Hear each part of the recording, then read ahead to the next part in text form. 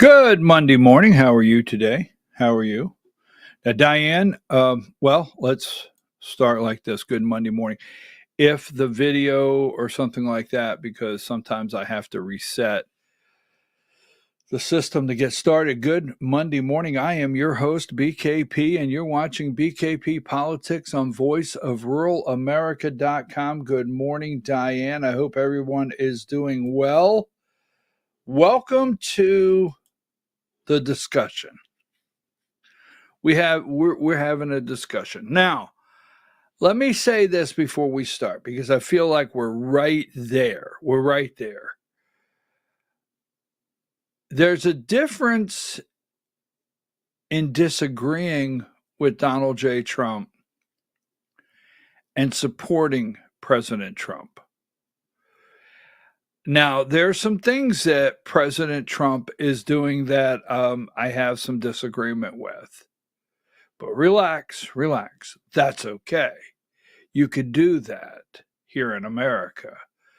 But I want to be very clear as the week goes on in this discussion. I support Donald J. Trump, my President of the United States of America, Commander-in-Chief. I support him. And I am well aware of the mess that was left on the desk when he got there. Okay? Well aware. How exactly you walk in and do the job actually is not really clear. Now, President Trump this morning, getting off Air Force One, number 60, then I'm going to go to 61. Good morning, Diane. I hope you had a good weekend. I had a great weekend. I spent Saturday afternoon with some great Patriots. I just did. I enjoyed it. I went. Some friends were celebrating their anniversary. I was invited, and I just spent Saturday afternoon with some great Patriots.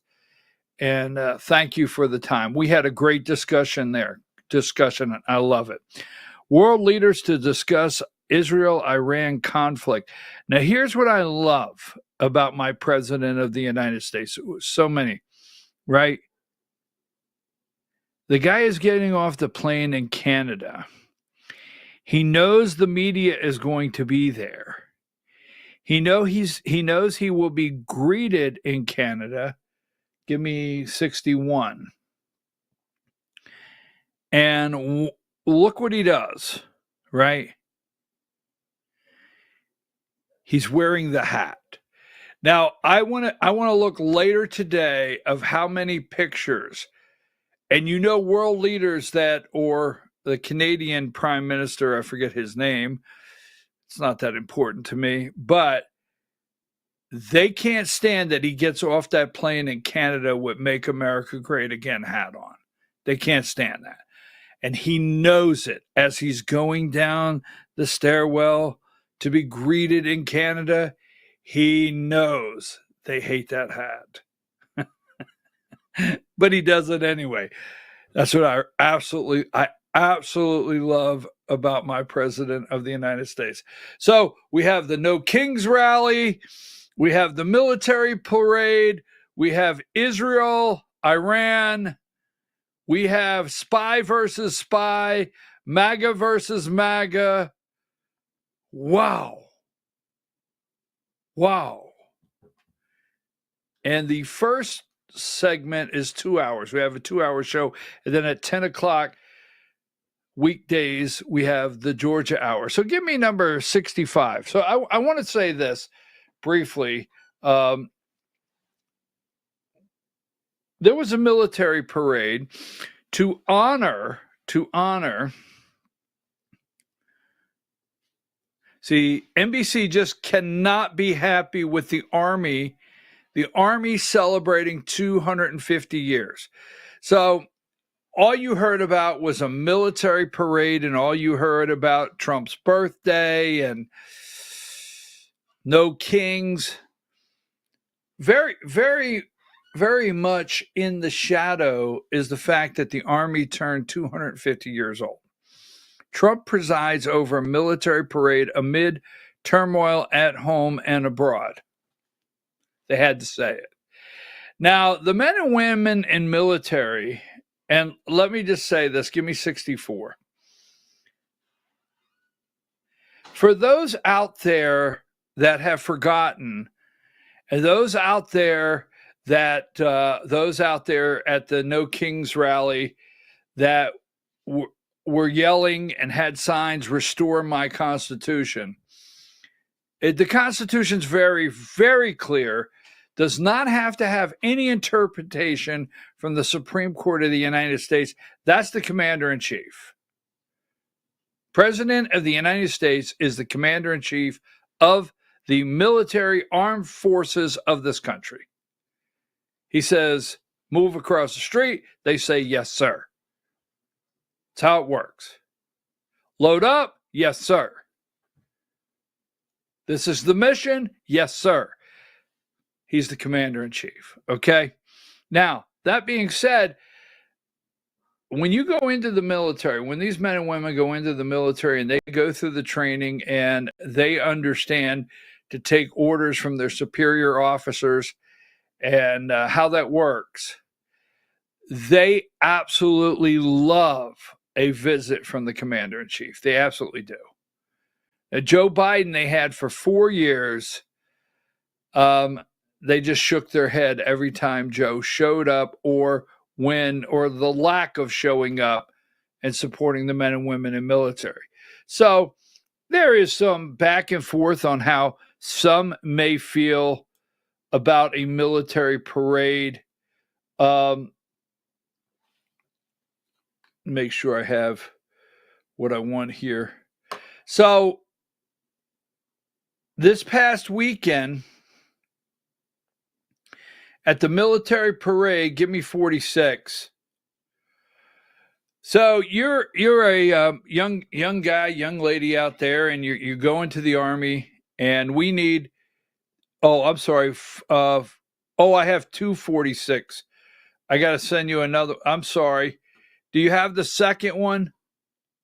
If you don't, I got to send it to you. I'm so sorry. Please. That's not what I want. So go ahead and take that down. This one is the one I want. And if you can get it, please do. My apology. I started the week out that way, right, Diane? Right out of the box. I sent 2 of them, number 46. So she had the correct one up. But when these men and women join the military, all right, and they're going through basic training, and it becomes the day that they graduate. They graduate and they're being sworn in by a superior office. It's graduation day. And the family shows up. And let me make sure. The family shows up for graduation. And just make sure you got that, Diane. And you're being sworn in. All right. And what a feeling that is. So for everything it's worth, when you're being sworn in, here it is. Give me video, and then you can come back. There it is. So I really like this one on Fox News Sunday. All right. Here's the one, the Army, the 25th. Give me video 18. This was amazing Saturday. Mr. President, First Sergeant Norton, reporting for duty, sir. Ready to commence the ceremony as directed. I state your name. I do solemnly swear that I will support and defend the Constitution of the United States of America against all enemies, foreign and domestic, that I will bear true faith and allegiance to the same and that I will obey the orders of the President of the United States and the orders of the officers appointed over me according to regulations and the Uniform Code of Military Justice. So help me God. Congratulations. Congratulations. Welcome to the United States Army, and have a great life. Thank you very much. Have a great life. Thank you.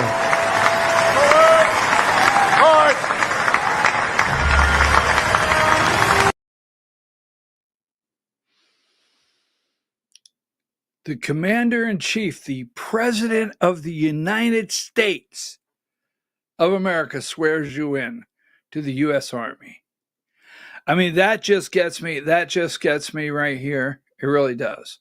So, you know what? I mean, there's been a lot of negativity. We've got a lot to go over. There's a lot of negativity about Trump doing this for the men and women. Do you realize and I'm going to say how demoralized, do you realize how many young men and women in the past several years have had to make a decision over being, discharged because they would not take a shot, right? Had to go to training on how to shower with a man who thinks he's a woman. This is no joke. Had to go to training, sensitivity training, DEI. I mean, our recruitment was so far in the tank. It's just not even something that you want to discuss. It was so low, our recruitment. And the people that hate our country. Now, I believe war is a necessary evil. I hate to say it that way, but it is. It's a necessary evil. I am so against war. But at the same exact time, I support these men and women. And it was so exciting. Just think, they go through their whole life saying the President of the United States swore me in that day. Now, I know what you were waiting on. So if you understand this, let me know. I know. So the President, Diane, get video 10 ready when I say go. When the President of the United States did that, I know what you were waiting for, right? I mean, I waited through the whole parade for this. I was just waiting. Video 10. Boom, shakalaka, boom, shakalaka, boom, shakalaka, boom. Tell me you weren't waiting for boom shakalaka. Who didn't think of that? Am I the only one out here? Is that me? You tell me you didn't think of that, right? Boom shakalaka. I was waiting for it. I was like, come on, someone break into it. No, I'm sorry. Just joking around. So we have a lot to go over today. Let me say this. The Israel and Iran regime change.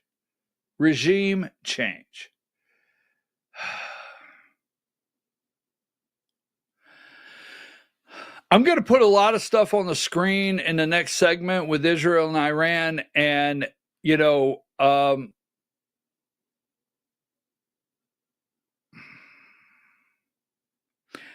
I do not want drug into this war. But I am watching MAGA versus MAGA on several fronts. Give me number 38. It's like spy versus spy. And this has intentionally happened, that there are different MAGA tribes now.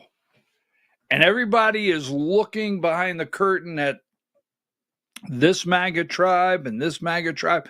I mean,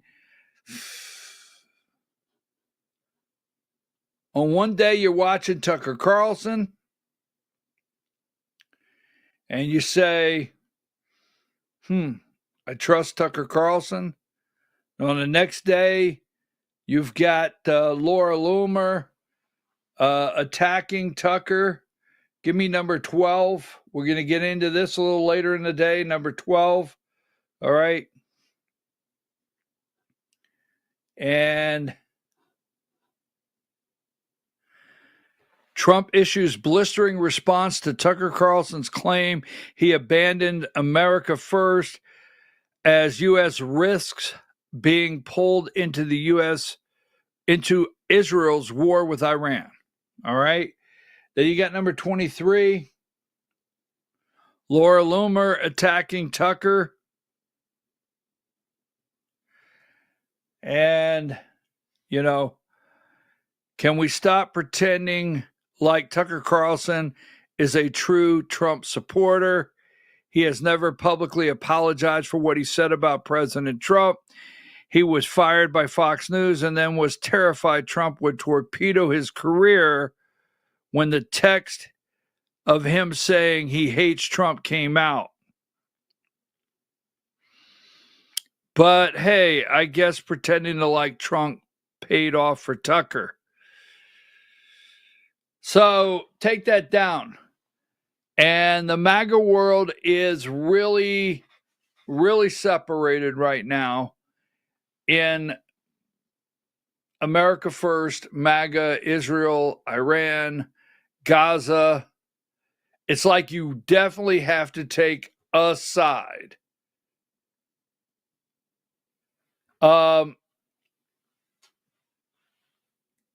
22, look, Democrat, Republican, whatever it may be, the fact that someone killed this lady, that this man, what is his name?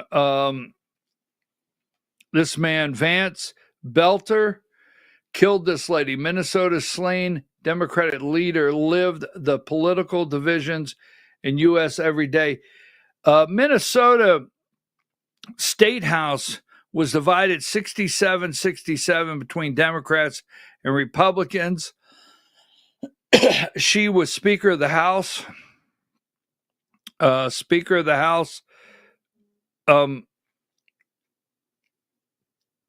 What's her name again?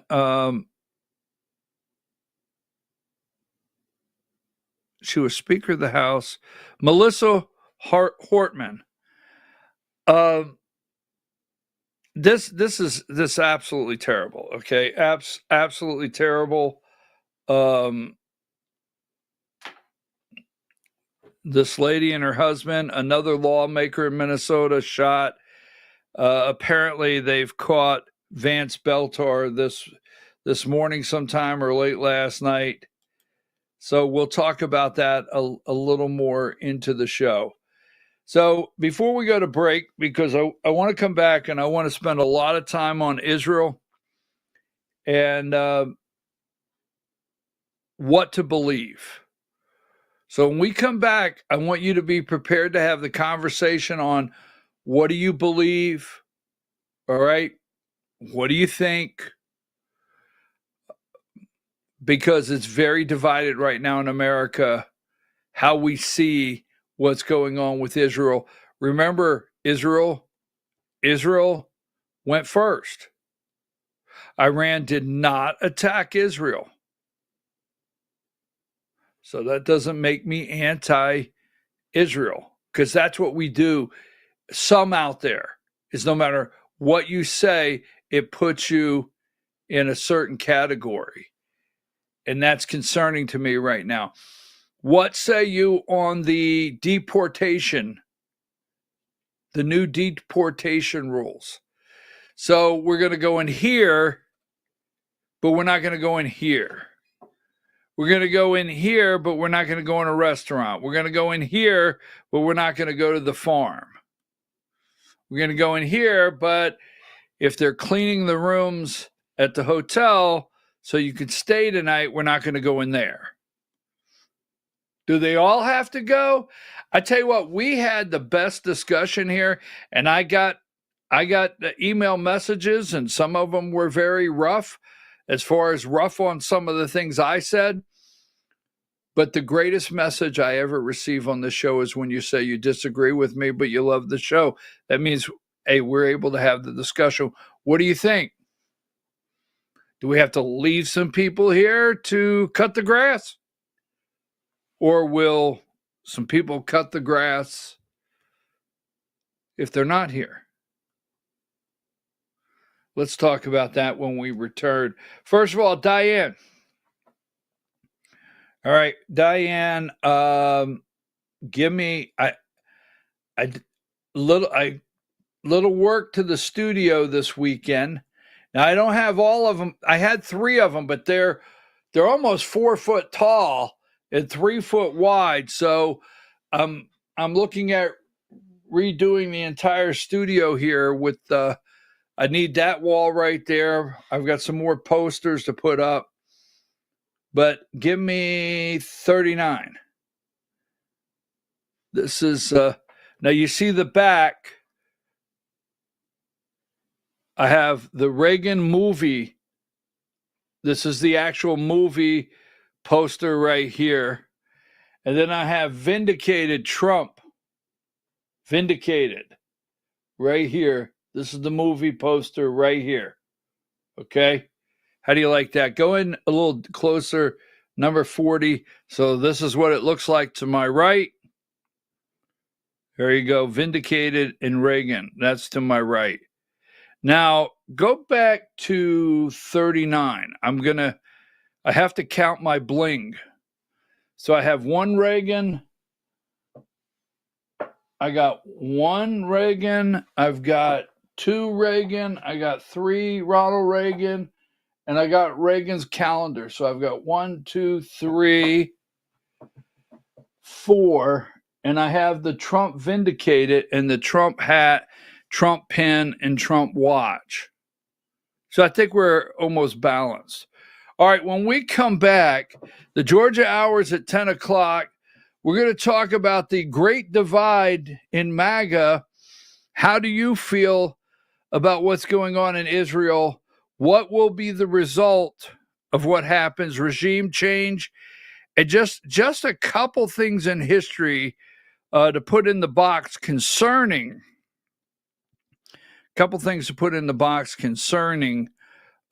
Israel, Iran, and what's happening at the current time. So I'm your host, BKP. We'll be right back after these messages.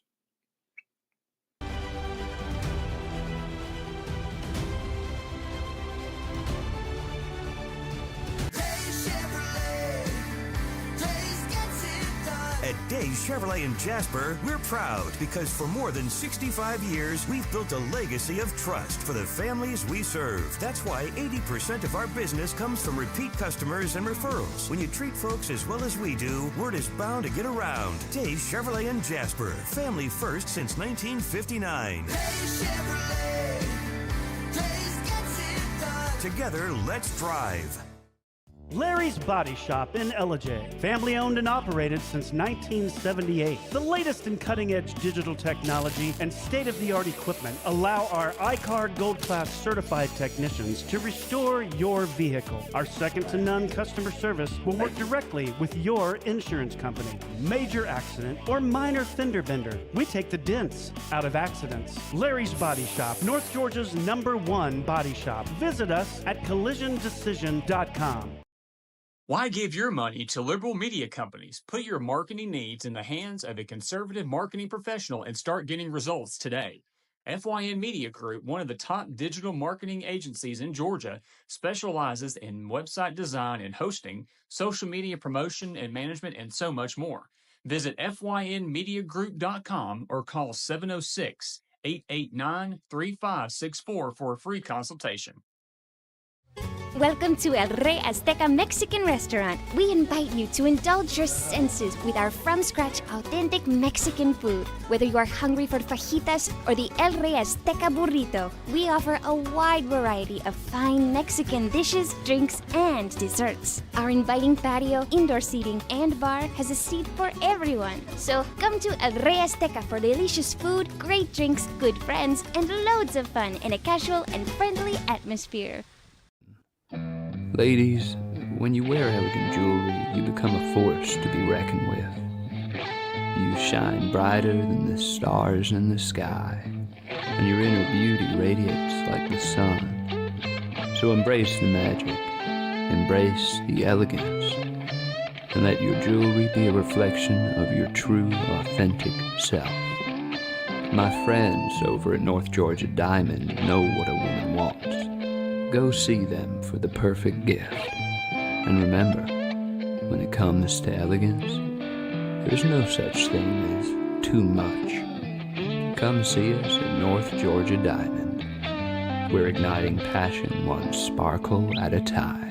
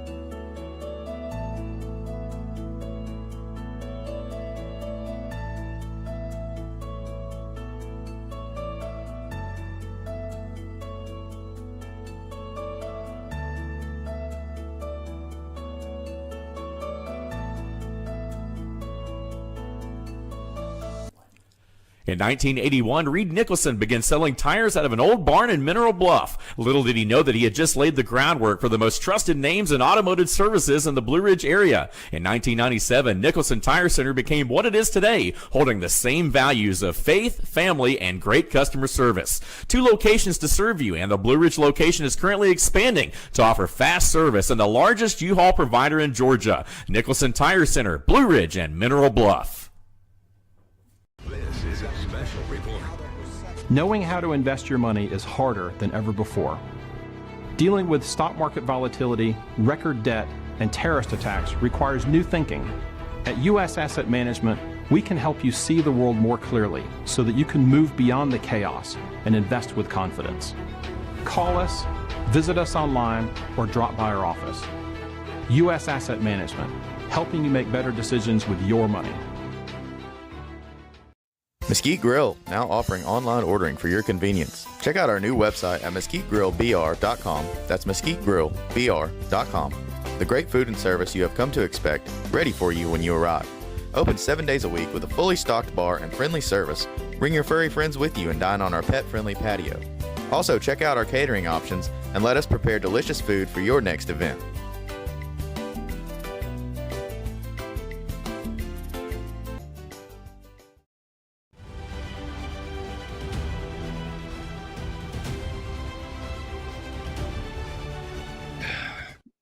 All right, folks, we're back. I'm your host, BKP, and you're watching BKP Politics on voiceofruralamerica.com.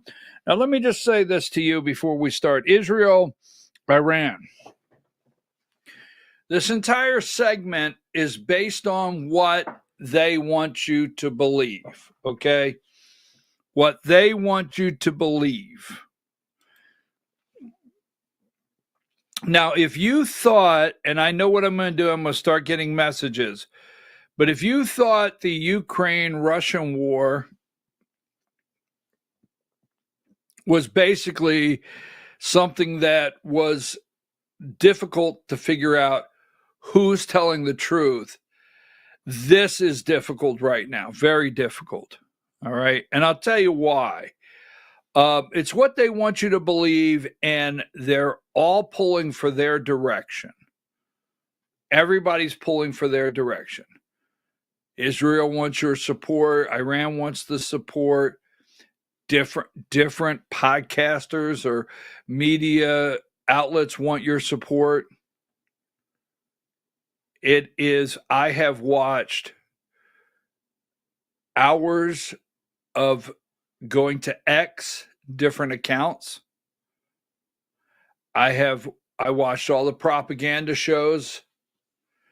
I've gone to 40 different websites reading, and everybody's pulling. All right. They want you to believe that the damages are so significant in Iran. Iran wants you to believe that they are prepared to launch a major retaliation.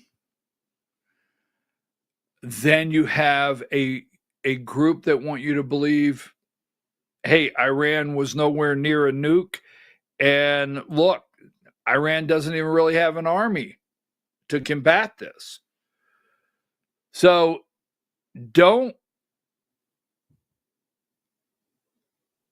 it's very confusing on what is really happening over there.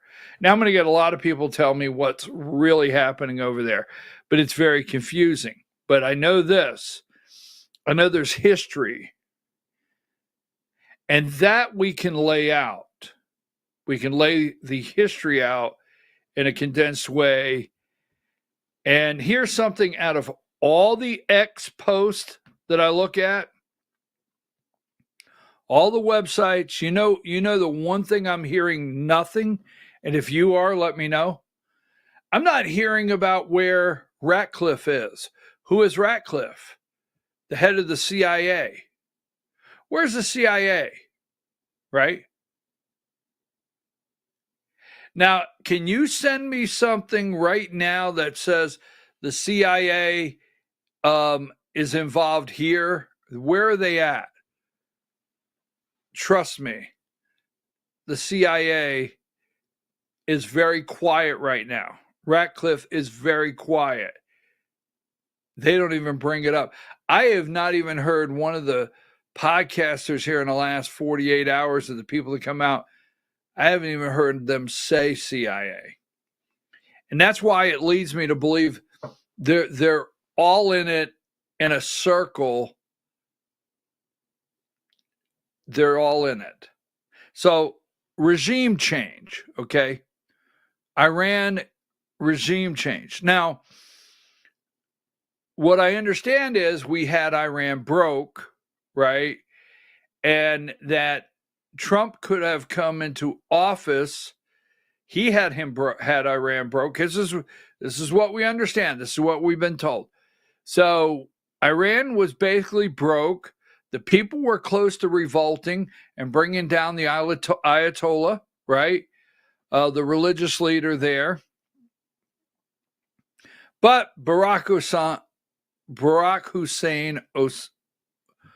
Obama, all right, he put the replenish of cash in there, dropped pallets of cash, billions of dollars, put Iran back on the map to fund terrorism, okay?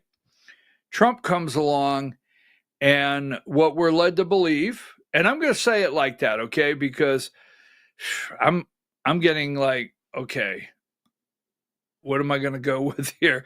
But what we're led to believe, and I'm more inclined to believe Trump, but what we're led to believe is Iran, he had them broke again, all right? And based on that, the people were ready, if they were ready to uprise and take over.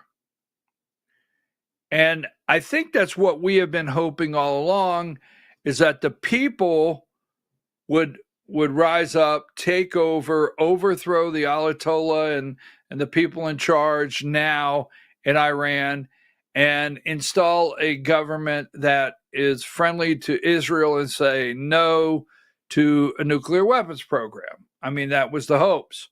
But election was stolen. Joe Biden becomes president of the United States. Once again, Iran flourishes. So let me go with this regime change. So first of all, video 13. The warmonger was out yesterday, video 13. Starting here on the Middle East, Senator Graham, you said you believe it's in America's interest to go all in to help Israel finish the job. It sounds like you mean offensive support. So the worst possible outcome for the world is for the Iranian nuclear program to survive after all this. How do you destroy their program? Through diplomacy? I prefer that, or through military action. If diplomacy is not successful, and we live with the option of force, I would urge President Trump to go all in to make sure that when this operation is over, there's nothing left standing in Iran regarding their nuclear program. If that means providing bombs, provide bombs. If that means flying, busting bombs, whatever bombs. If it means flying with Israel, fly with Israel. The worst possible outcome for the world is to take the Iranian nuclear program on and leave it standing. Mm-hmm. That will be a disaster. Senator.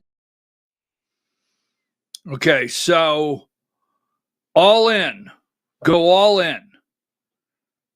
Now, we're led to believe that Iran has nuclear facilities.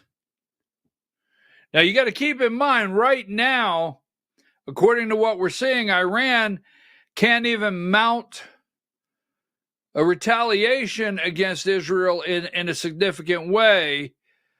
But apparently, we're led to believe that they have this really extravagant, high-tech nuclear program going on that may have a nuclear weapon in it.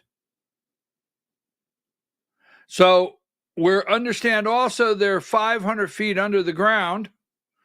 Now, let me just say this. This is where I'm at. All right? I don't know where you're at.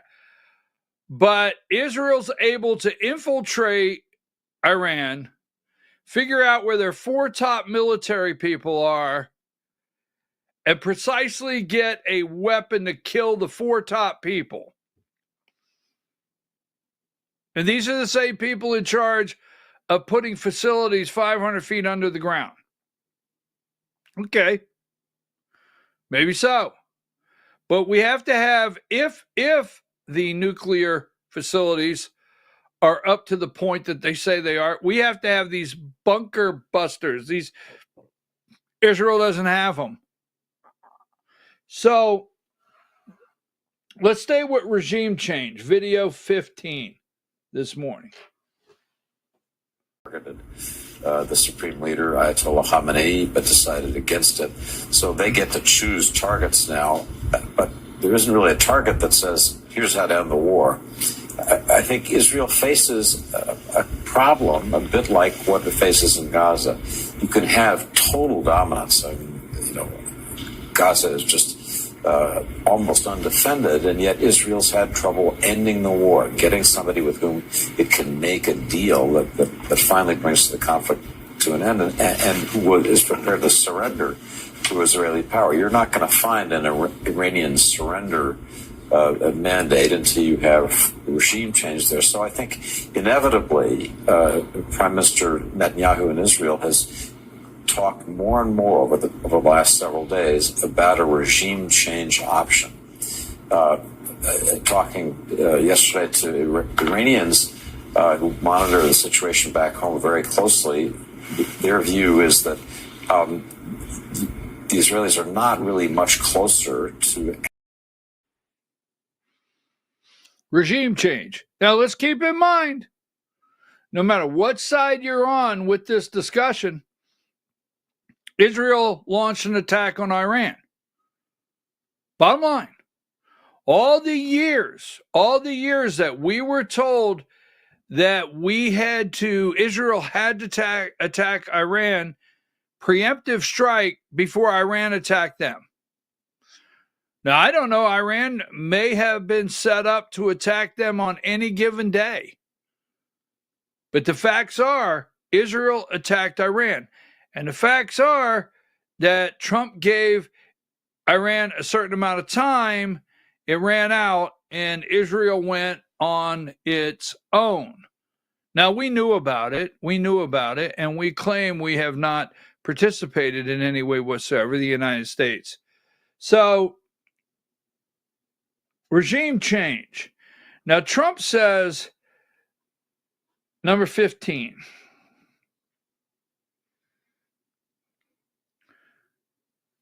and we're going to get into some history here in just a minute, not to bore you. But, they asked Trump, I guess Netanyahu asked Trump about assassinating the Ayatollah, and he says no, absolutely not, no. No assassination of the Ayatollah. Trump nixed Israel's plot to kill Iran's supreme leader for now. Ayatollah, I told you no. So Trump says no to this. Where the hell is our CIA? So when they need a certain group, where do they go? Go to Fox News, right? Got to go to Rupert Murdoch, right? Go to Rupert Murdoch, go to Mark Levin, go to Fox News. Give me video 1. There is a Reuters report just moving saying that President Trump in the last couple of days vetoed an Israeli plan to kill Iran's supreme leader, according to 2 U.S. officials. Is that true? Actually, there's so many false reports of conversations that never happened, and I'm not going to get into that. But I can tell you, I think that we do what we need to do. We'll do what we need to do. And I think the United States knows what is good for the United States, and I'm just not going to get into that. The United States knows what's good for the United States. They're crawling all over the Capitol every day, right? Israeli lobbyists. The United States knows what's good for the United States. Why is he telling us that? Right? So I don't care how this segment ends.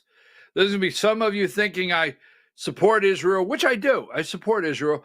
And some of you thinking I don't. I don't like when he comes on and says, you know what's good for you. Hey, don't tell me what's good for me. Don't do that. Because I know the truth. That your lobbyists are all over Capitol Hill. And we've got ways to do this, he says. Yeah, we can handle this, right? We can handle this. We can take him out when it's time. We're working, my opinion with the CIA. Where's right? I'm telling you right now. Now, if you need to get a red hat, let's say you need MAGA. So you got this going on over here. You got this group over here. Let's see. We need to pull in MAGA. So what do? We got to get their support. We got to get a certain group to support us. So we're going to go to Fox News. And here's what we're going to do. Number 14. We're going to tell you that Iran was behind 2 assassination attempts of President Trump. Israeli Prime Minister claims in bombshell interview. So Bibi Netanyahu needs your full support. And he needs to get MAGA. So what do? You tell the world that we were aware that Iran was going to assassinate Donald Trump. Now that'll get you the red hats very quickly. So give me video 9.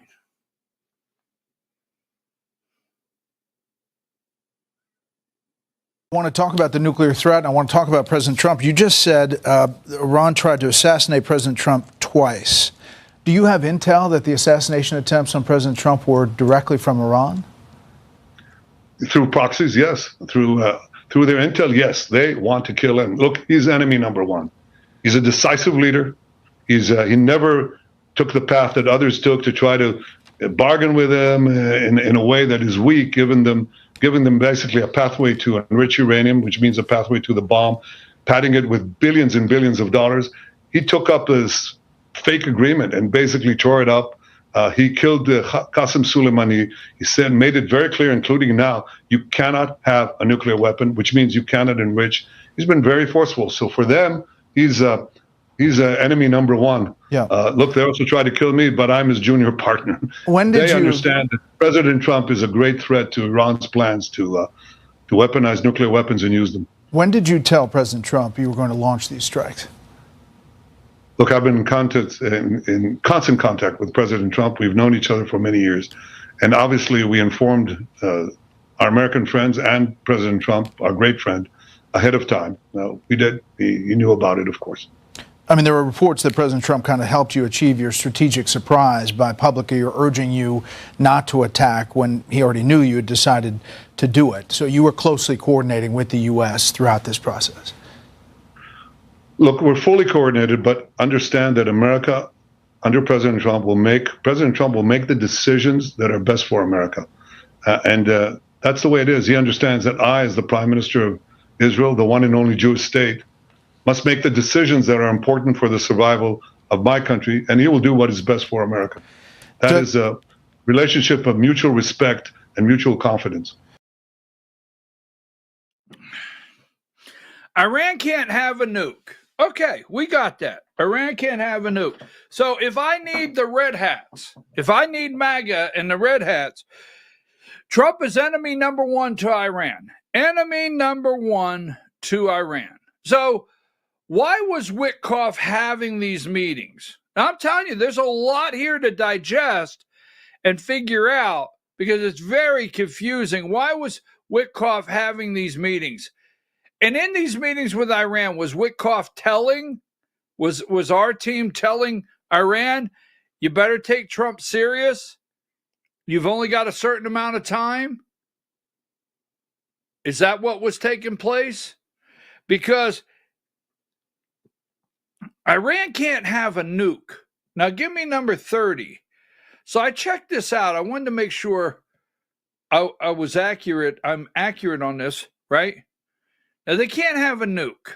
That was established. That's always been firm. If you understand, they always go back, no matter who it is, Marco Rubio, President Trump, Bibi Netanyahu, Iran cannot have a nuclear weapon. That's always been the last line, right?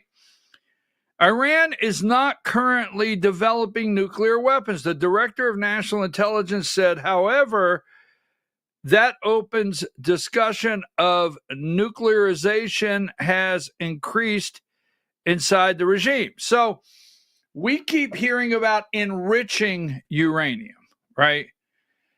And we keep hearing they were enriching uranium. And they were right to the point that they could start to strap a nuclear warhead on a ballistic missile. That's what we heard, right? But really, how close? Now, I got to tell you something. Bibi Netanyahu, he came over here. It was years ago and told me they had a nuclear weapon ready to launch at Israel at the United Nations. Right? Told me that a long time ago. That they were right there, right? Now, let me say this. Let's go with this one here. Video 4.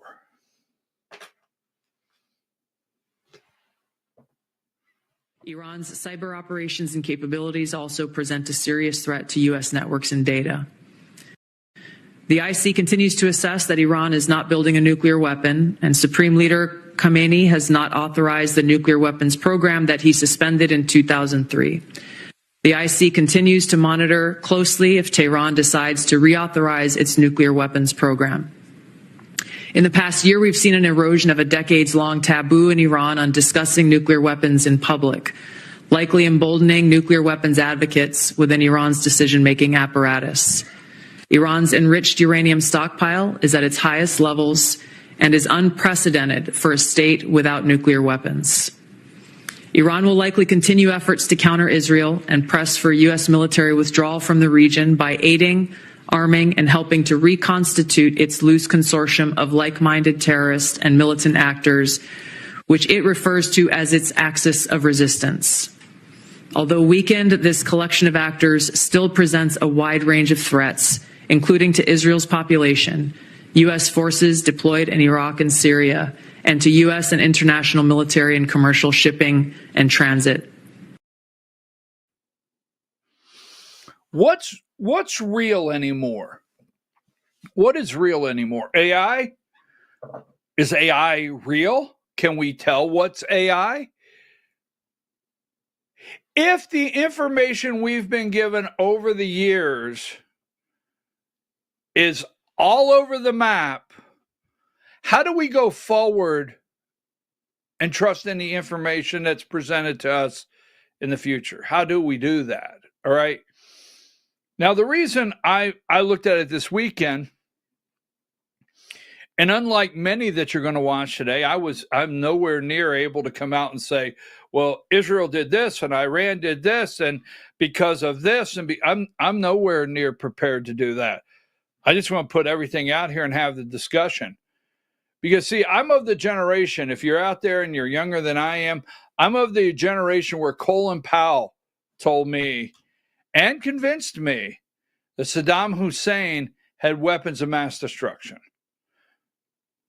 I remember like it was yesterday, Colin Powell going to the UN Security Council, I think it was, and putting those charts up and showing them our intelligence. Our intelligence said that this was happening.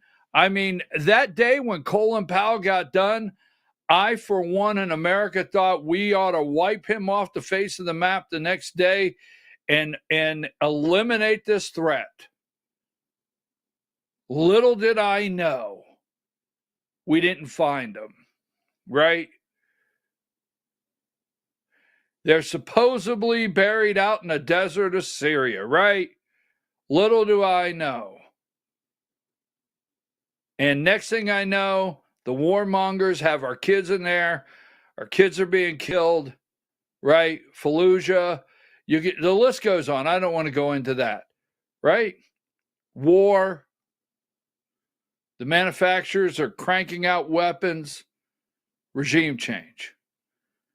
So I have to tell you, for the rest of my life, everything like this, I hearken back to the day Colin Powell told me what was going on in Iraq. So maybe Iran has weapons. Maybe they have facilities 500 foot under the sand. Maybe they do. Maybe they're enriching. Maybe they're ready to strap one on right now and send it to Tel Aviv. I don't know. But I will always be the American that sat somewhere that day, wasn't here, and listened to Colin Powell tell me that the dangers in front of us, the American people, was Saddam Hussein in Iraq. So with that, I'll always ask the questions. Now, so moving on, how do you get the red hats? Regime change. Now, here's a couple things that I want to bring up. Now, America, since May 14th, 1948, May 14th, 1948, we recognized Israel. We officially recognized Israel. Now, are you aware that in the 50s, Iran had a democracy, right? And they had a prime minister, and Iran was flourishing, right? Iran was flourishing. And Iran was friendly to Israel. Are you aware of that? So give me number 26. The event you are referring to, me, is 1953, the Iranian coup, right? Coup d'etat, also known as the 28 Mordad coup. This coup led to the overthrow of the democratically elected government of the prime minister. Now, in 1951, Iran decided they were going to nationalize their oil business. Nationalize it. Now, this is a democratically elected prime minister. Iran decided we're going to nationalize our oil business. Nationalization of the oil in 1951, the Iranian parliament passed legislation to nationalize the Anglo-Iranian Oil Company, is that what it's called, which are largely controlled by British interests. This action was driven by a desire for Iranian sovereignty and fair distribution of oil revenues. So Iran wanted sovereignty in 1951, and they wanted a fair distribution of the oil revenues, and they wanted their sovereignty. So what did they do? They passed in their parliament to nationalize their oil, and it was highly controlled by who? Britain. Opposition to nationalization, the British government, along with the AIOC, strongly opposed the nationalization, and Britain began to strategize military action, right? Military action. While initially frustrated with Britain's handling of the situation, the United States, under President Eisenhower, ultimately became involved in a plan to overthrow the government, Iran, 1953. The United States, particularly the CIA, played a significant role in orchestrating the 1953 coup. The coup resulted in the return to power of the Shah. Now, the Shah of Iran, well, we'll get into that in a minute, and the reversal of the nationalization policies. So Iran wanted control over their oil fields. They wanted control over the revenue of their oil fields on their land. They wanted their sovereignty. British and the United States said no. What we did with the CIA is we overthrew, right, the democratically elected government of Iran, and we installed our guy that ended the nationalization of the oil fields, right? And the Iranian people, once again, the Shah's living large. The Iranian people, once again, were not getting the revenue from their own oil that they deserved. Protecting oil interests, both the U.S. and UK feared that the nationalization would harm their economic interests in Iran's oil reserves.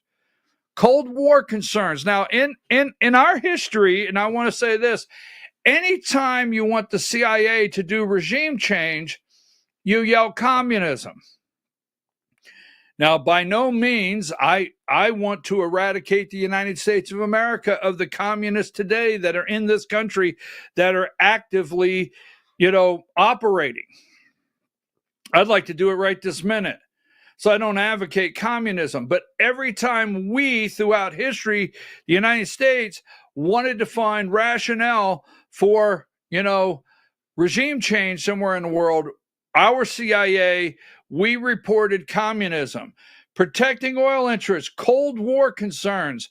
These were concerns that the government becoming too close to the Tehran party, the Iranian Communist Party, and that this could lead to a Soviet influence into the region. So this is in the 50s, all right? Number 27, the United States overthrew Iran's last democratic leader. Despite the campaign of historical revisionism in Washington, the archives record make it clear that the United States was the key actor in the 1953 coup, all right? not the Iranian clergy. So let me say that. Let's get here. Number 28. In 1953, the United States and the United Kingdom orchestrated a coup that ousted Iran's democratic elected prime minister and reinstalled the Shah as the country's ruler. This event, known as the 1953 Iranian coup d'etat, was motivated by concerns about communist influence in Iran and the desire to protect Western oil interests. Yeah, exactly.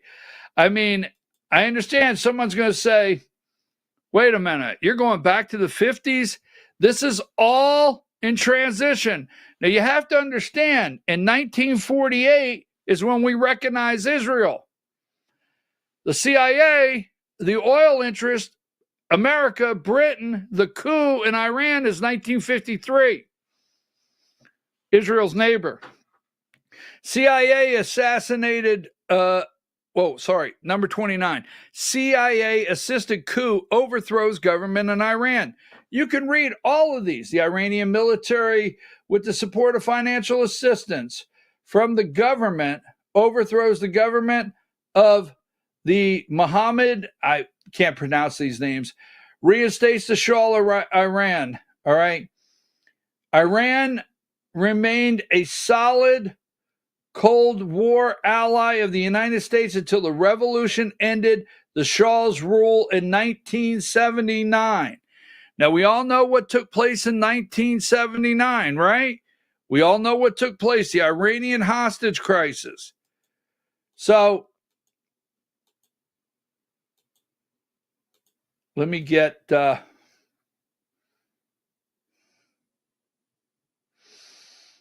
Now, another thing, I'm going to continue to go through here just a minute. Another thing you will continue to hear, right? That Israel has these lobbyists in D.C. They have an enormous amount of lobbyists in D.C. that put pressure on our lawmakers. And even Pat Buchanan, back years ago, I forget, sometime in the 80s, Pat Buchanan made a statement that upset a lot of people, that Israel had more power, contained more power over our lawmakers than the president of the United States. That came from Pat Buchanan back in the 80s. All right.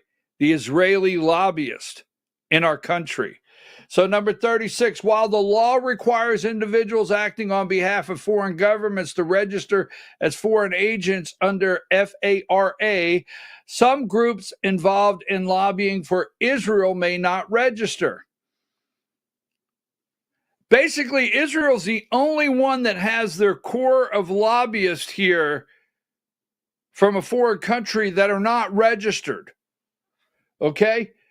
Potentially due to the exemptions or by structuring their activities to avoid registration. Some organizations like AIPAC argue they are funded by private donations and maintain they don't receive financial assistance from Israel, thus potentially negating the need to register. So when you hear that Israel has unregistered foreign lobbyists, that is true in Congress. Number 37, the American Israel Public Affairs Committee is a bipartisan pro-Israel lobbying group in the United States. It aims to strengthen the relationship between the U.S. and Israel, and it does this by lobbying for pro-Israeli policies and encouraging the United States government to enact policies that create a strong relationship with Israel. It's known for its large membership, which is comprised of over 3 million pro-Israel Americans, and for its influence on U.S. policy decisions related to the Middle East. I have heard, I want to be careful with making this assessment. I've heard that there's one Israeli lobbyist assigned to every lawmaker in Washington, D.C.? I mean, that's what I've heard. Now, the division, and I want to get out here. The division, number 38, spy versus spy. So, you know yourself, I watch a lot of Tucker Carlson, all right? And you know that. And you know that I tell you every day, there's the deep state corporate corrupt media over here, all right? You ready for this?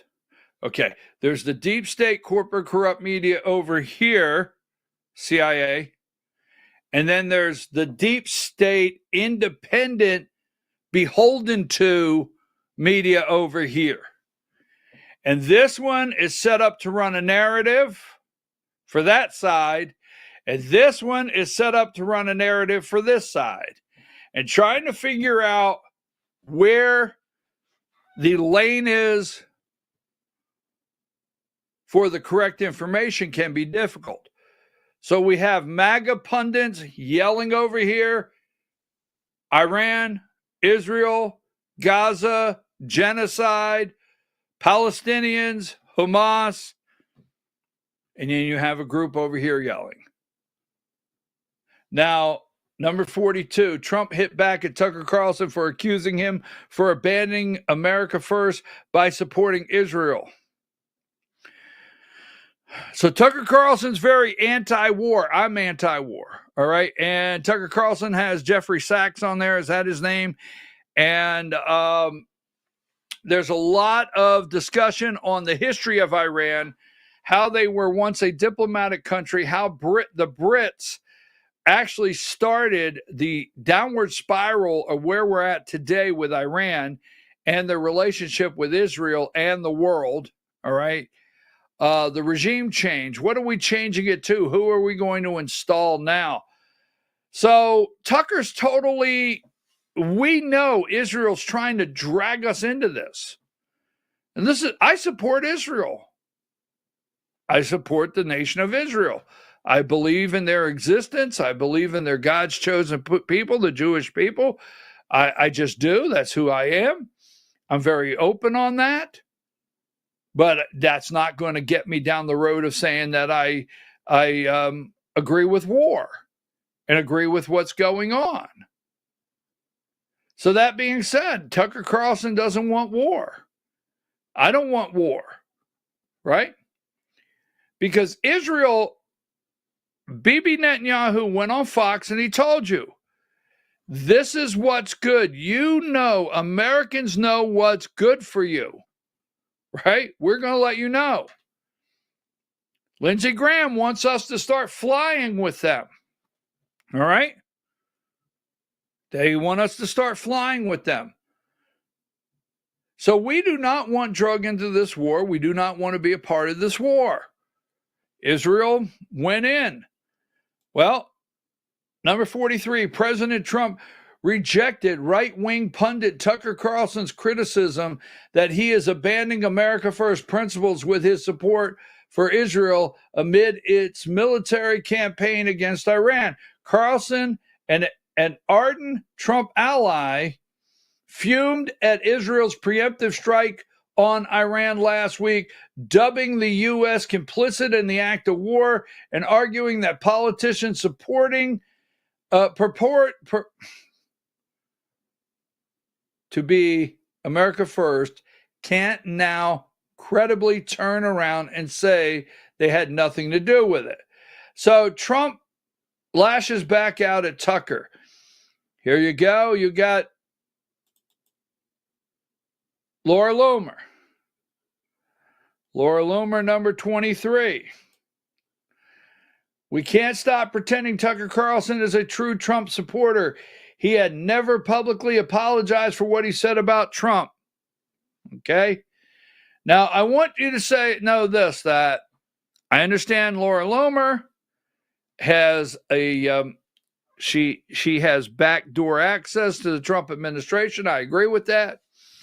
I've listened to Tucker say over the years he had to come to the realization. He used to believe on these networks that what we were being told was real, and he has said that publicly.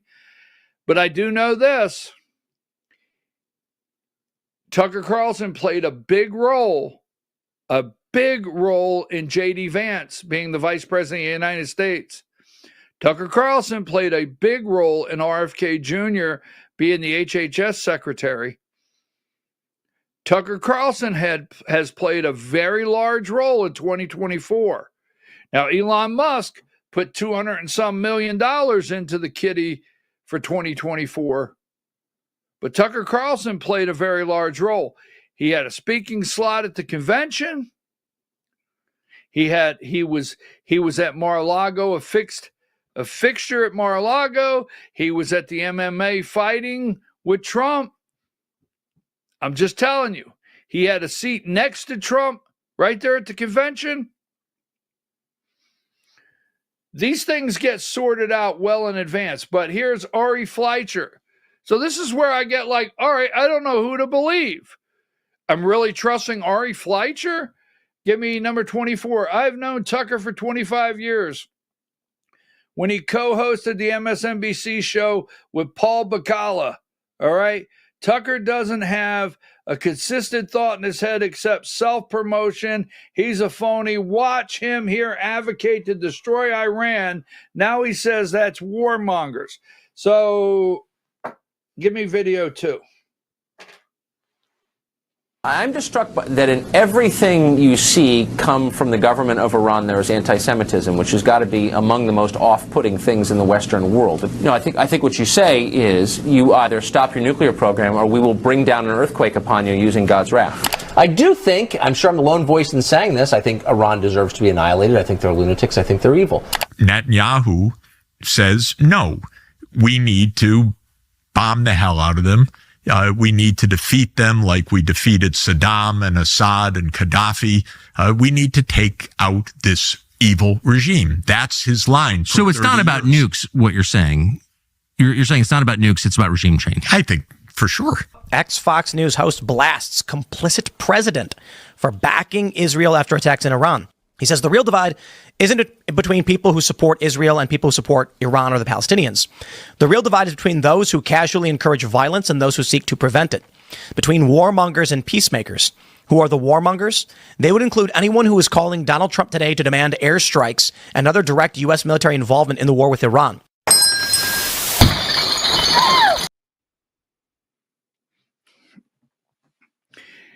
Is it about regime change? Where's the CIA? Where's Ratcliffe? What's going on here? Israel struck Iran. Does Iran really have a nuclear program that is that close to developing a nuke? Can they retaliate? Can Iran retaliate? Will this give the people of Iran that once and for all their opportunity to govern themselves? Or what are we doing there? Very interesting. Now the region, the region, Saudi Arabia, Jordan, they would like to see Iran under the control of their people and be an active part of the community, the Middle East. So we shall see. But the Great MAGA Divide, video 16.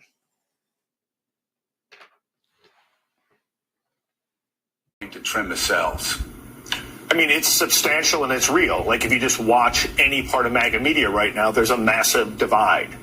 You've talked about it with Tucker Carlson. I think it was Margaret Taylor Greene who put out a statement overnight basically saying this is the test.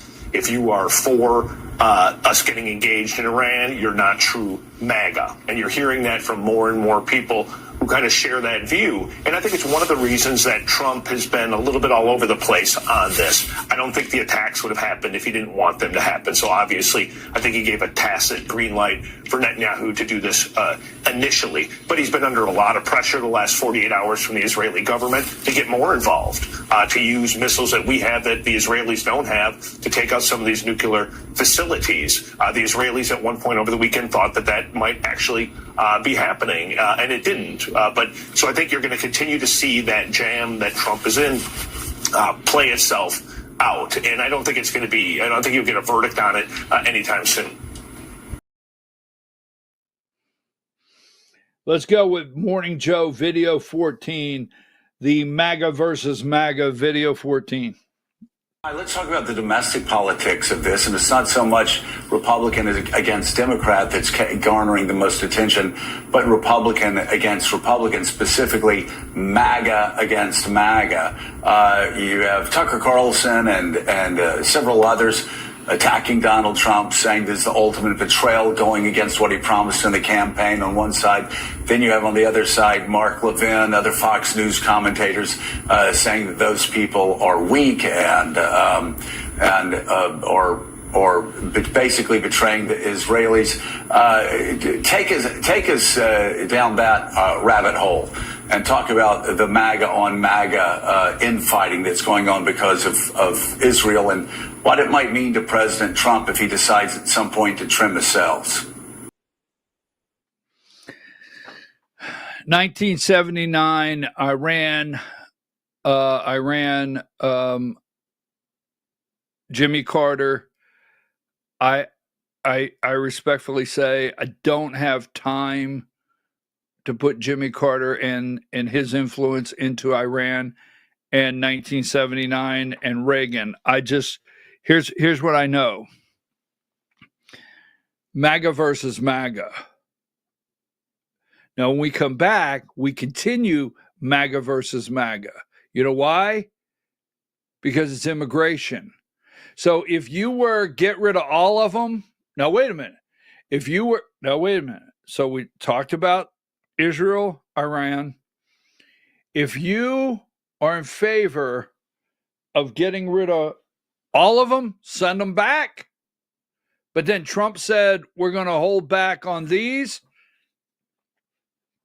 Are you MAGA over here or are you MAGA over here? Are you with Trump no matter what he says? There's a difference in disagreeing with President Trump and supporting President Trump. I support President Donald J. Trump. Take a break.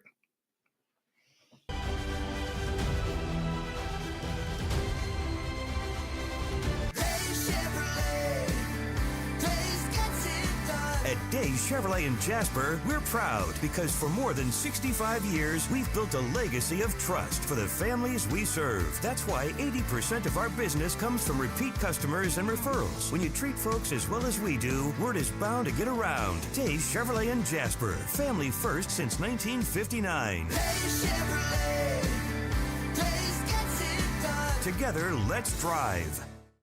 Larry's Body Shop in Ellijay. Family owned and operated since 1978. The latest in cutting-edge digital technology and state-of-the-art equipment allow our iCard Gold Class certified technicians to restore your vehicle. Our second-to-none customer service will work directly with your insurance company. Major accident or minor fender bender. We take the dents out of accidents. Larry's Body Shop, North Georgia's #1 body shop. Visit us at collisiondecision.com. Why give your money to liberal media companies? Put your marketing needs in the hands of a conservative marketing professional and start getting results today. FYN Media Group, one of the top digital marketing agencies in Georgia, specializes in website design and hosting, social media promotion and management, and so much more. Visit FYNmediagroup.com or call 706-889-3564 for a free consultation.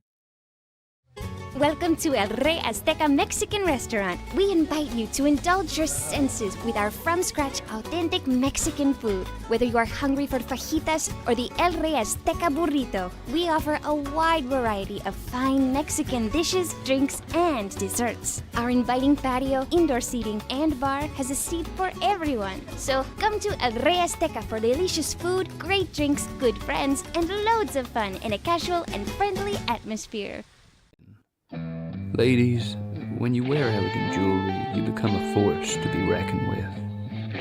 You shine brighter than the stars in the sky, and your inner beauty radiates like the sun. So embrace the magic, embrace the elegance, and let your jewelry be a reflection of your true, authentic self. My friends over at North Georgia Diamond know what a woman wants. Go see them for the perfect gift. And remember, when it comes to elegance, there's no such thing as too much. Come see us at North Georgia Diamond. We're igniting passion one sparkle at a time.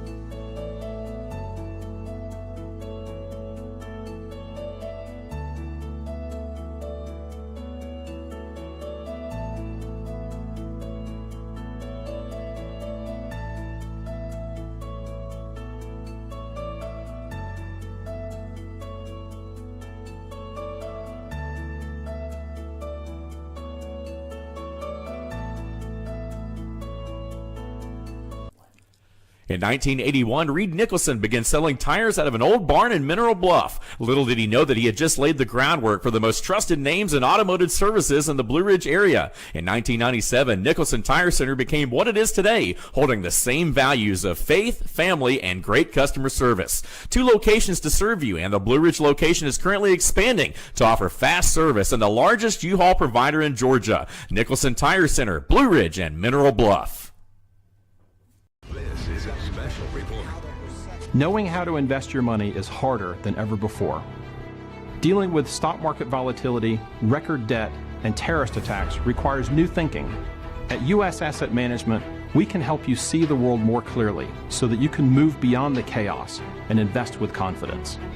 Call us, visit us online, or drop by our office.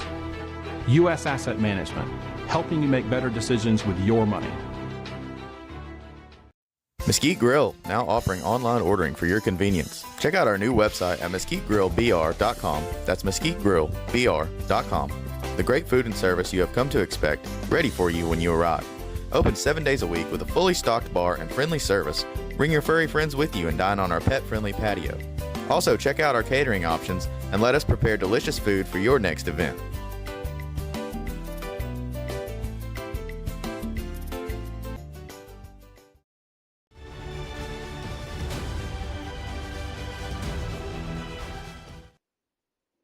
All right, folks, we're back. I'm your host, BKP. You're watching BKP Politics on voiceofruralamerica.com. The Great MAGA Divide. I mean, I'm serious. The Great MAGA Divide. Now, we discussed immigration Friday. Okay, I'm your host, BKP. You're watching BKP Politics on voiceofruralamerica.com. We discussed Immigration Friday. All right, and I discussed it with some friends Saturday. Okay, I discussed it with friends Saturday. We had a great time together Saturday. So let me say this. While Trump's at Canada kicking a little French ass, that would be Macron. While he's in Canada kicking French ass, that would be Macron. Sorry, just had to put it that way. He left us here, and I, for one, will tell you Trump is feeling, the president of the United States is feeling some pressure. Now, there's, I think the American people as a whole, right, would like for President Trump to focus on criminals, dangerous criminals, terrorists, and find the children. So I'm not into the No Kings. We'll talk about the No Kings. I'll show you some pictures from this weekend, and we'll talk about the No Kings rally. I really have no interest in that whatsoever. But as the midterms come up, where's the divide? Will people unify? The question is out there. Because I have viewers that are watching right now that say, send them all back. Send them all. If they're illegal, they're children, send them back. Let their country pay for their education, their food, their lodging, healthcare, all the above. Send them back. If it's women and they married a man here, or a man that married a woman here, doesn't matter. If they're illegal, have kids, leave the citizens here, send them back. There is a group, a percentage of Americans, if you say to them, who's going to cut the grass, who's going to build the buildings, who's going to, fold the sheets and wash the dishes, don't care, send them back. So there's a percentage of Americans that are ready, they say they are, to figure out what you do, how you get the watermelons out of the field down there in South Georgia. They're ready to figure it out, they say, right? And then there's a group of Americans that wear a red hat that say, well, wait a minute, I voted for Trump, but don't get rid of my framers. I've had those framers here for a long time. I know those guys. They're not crooked. Are they legal? Well, I'm not for sure, but look, I got 3 houses I got to get framed. Don't get rid of my framers. Don't get rid of my drywallers. I got to get the watermelons out of the field. I got to get the dishes washed. So number 10, we'll start here. Effective today, ICE will be halting deportation operations that focus on farm, meatpacking industries, and hotels.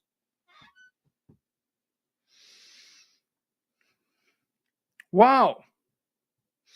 How did they get an exemption? Where exactly do you go to get that exemption? So this business is exempt and this one is not. All right. While we don't think ICE will permanently halt these being temporarily stopped is poor. Okay.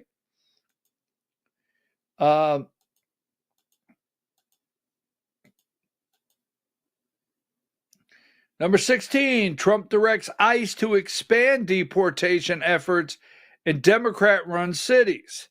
So a little bit of pressure on the farms, the meat packing, and why did he leave construction? He has a construction background. He understands what's going on the job sites. Why does he leave construction out? So give me 17. This is a big one. Our nation's ICE officers have shown incredible strength, determination, and courage as they facilitate a very important mission, the largest mass deportation operation of illegal aliens in history. Every day, the brave men and women of ICE are subjected to violence, harassment, and even threats from racial Democratic politicians.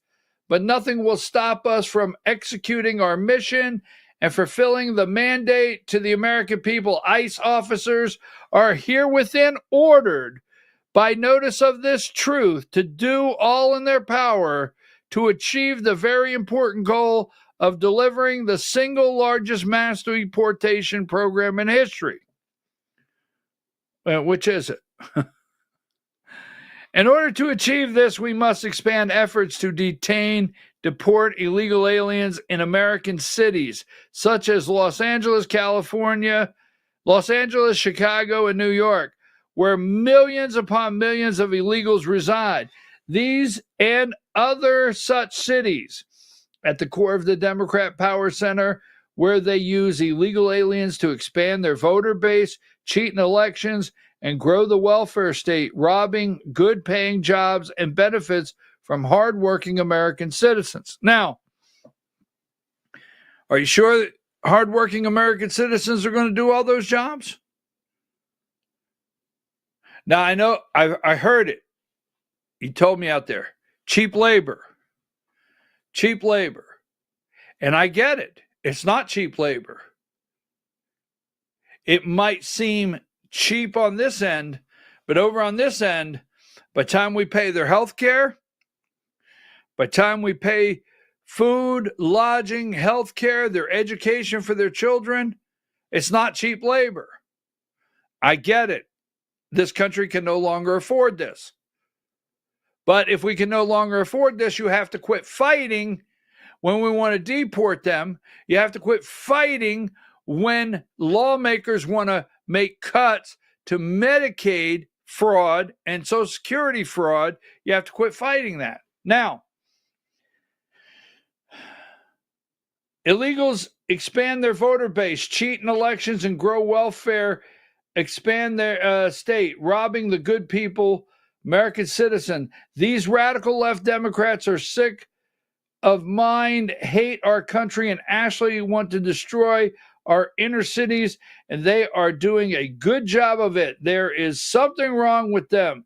That is why they believe in open borders, transgender for everybody, and men playing in women's sports. And that is why I want ICE, Border Patrol, and other great patriotic law enforcement officers to focus on our crime-ridden and deadly inner cities, and these places where sanctuary cities play such a big role.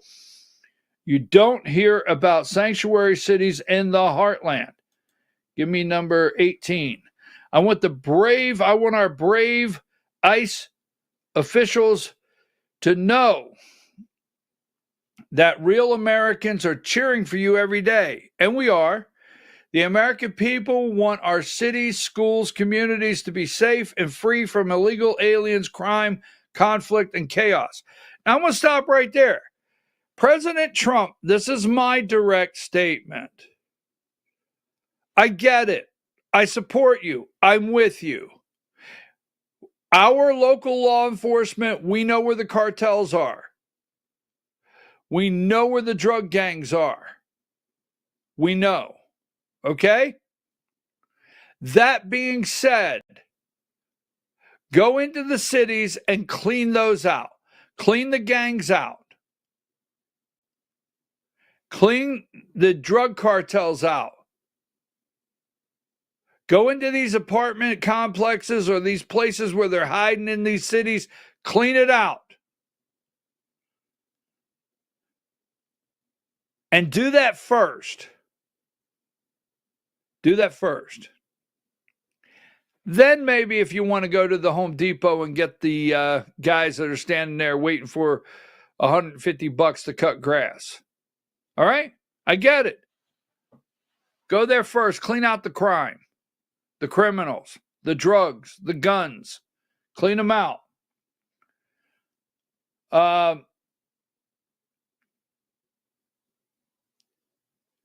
Let's see. That's why I have directed my entire administration to put every resource possible behind this effort and reverse the tide of mass deportation migration that has turned once idyllic towns into scenes of third world dysphoria. Our federal government will continue to be focused on the remigration of aliens that to the places where they came, and preventing the administration of anyone who undermines the domestic tranquility of the United States. To ICE, FBI, DEA, ATF, the Patriots at Pentagon, and the State Department, you have my unwavering support. Now go get the job done, Donald J. Trump. So, why? Go ahead. Let's look at this. Let's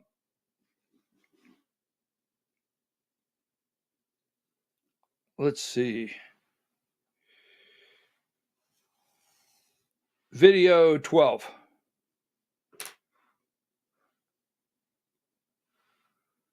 Is still the epicenter of protests and unrest following the White House mandate to ramp up deportations of people in the country illegally. Will the president's softening of that order ease the situation?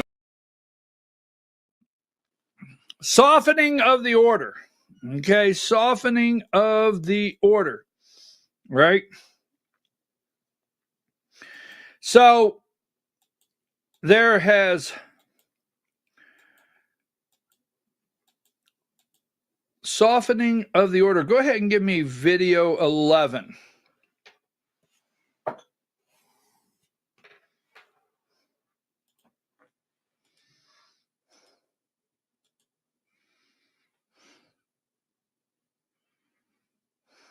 Rachel, we have about 1 minute left, but I want to go to you about immigration. And the president's popularity is falling a bit, according to the latest polls on immigration and deportation. But one of the things he did this week is, I imagine he saw that video of them chasing farm workers. He said no more picking up farm workers, hotel workers, restaurant workers. A change in tone from the president, and it follows reporting that we had that Stephen Miller, his deputy chief of staff, was actually pushing ICE to increase the number of daily arrests to triple that number, up to 3,000.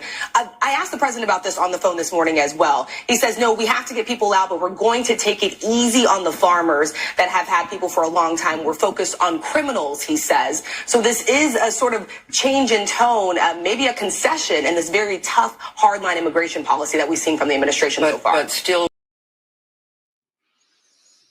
All right, on the farmers, I believe that is Tyler Harper, the ag commissioner in Georgia, probably had a direct conversation with Trump concerning the farmers and the meat processing and the restaurant business. I'm very interested in why he didn't add the construction business right now, the industry there. And are you ready? Do you think our children, because certainly not you and I, our children are ready to take some of these jobs? Now, millions came across that border that are not here to work. That's agreeable. Millions are stuck inside these cities hiding in gangs, drug-infested areas, illegal guns, so forth, that need cleaned out. But are you ready to get rid of all of them? And which ones are we going to focus on first? Just saying. So we're going to take a break. We're going to come back. We're going to have 15 minutes. I want to talk about No Kings and a couple other things that's taking place. And then I want to be ready at 10 o'clock on the dot for the Georgia Hour. So take a break.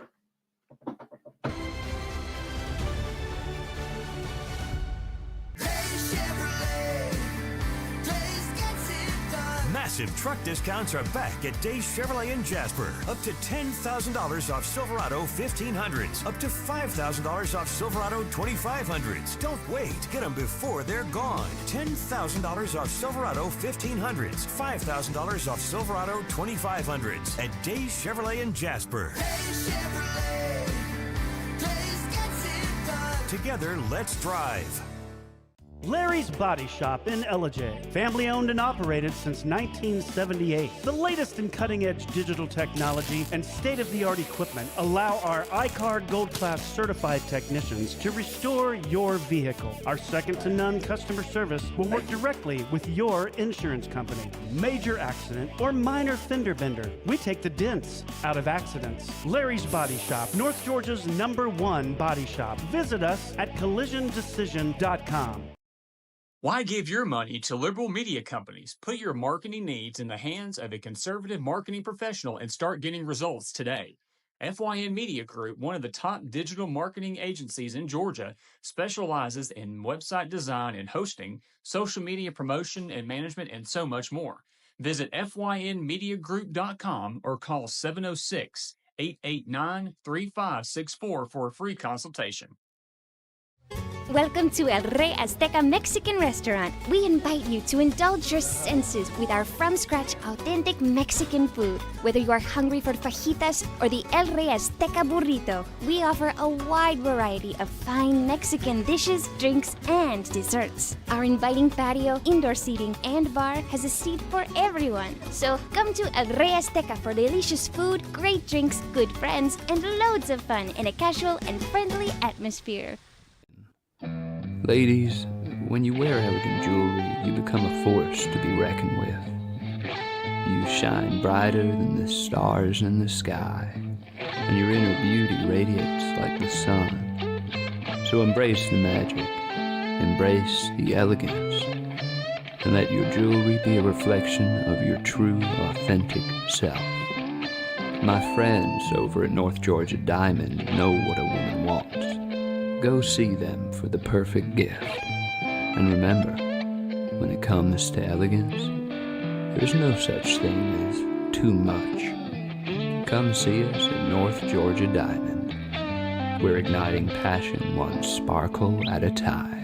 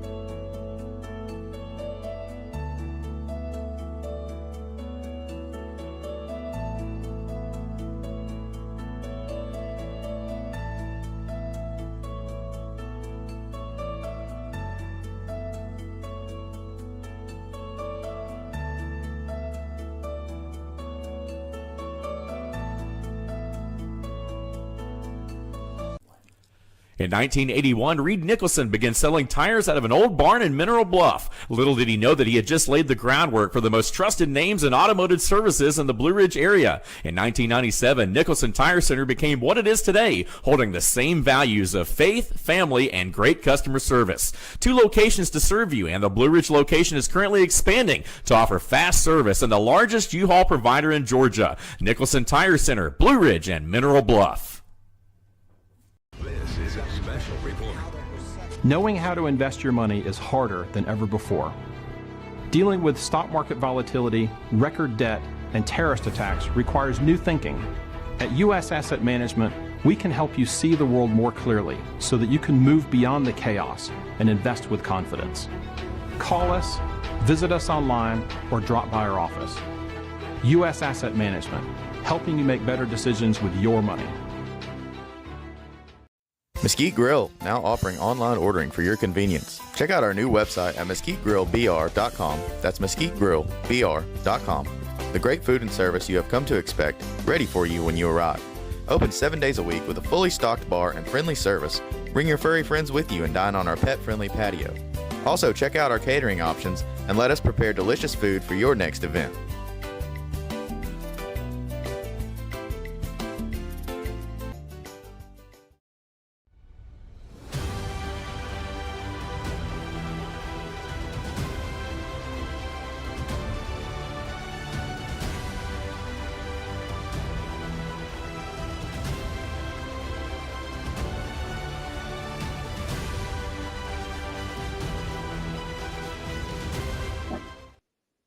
All right, folks.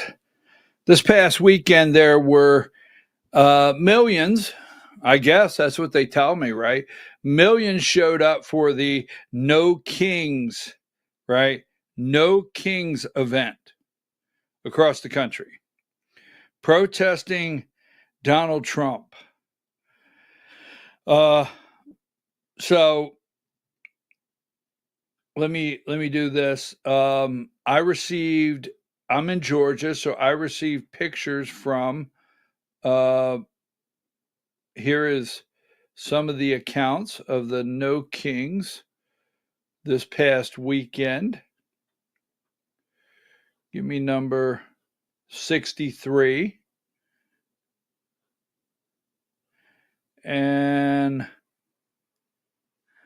63. Good morning. I'm your host, BKP. You're watching BKP Politics on voiceofruralamerica.com. Good morning, Diane. No King rallies held across the United States, number 71.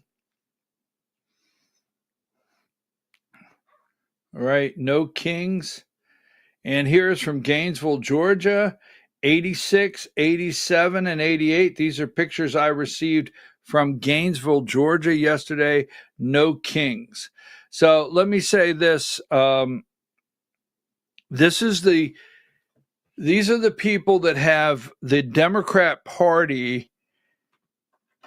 You don't want a king.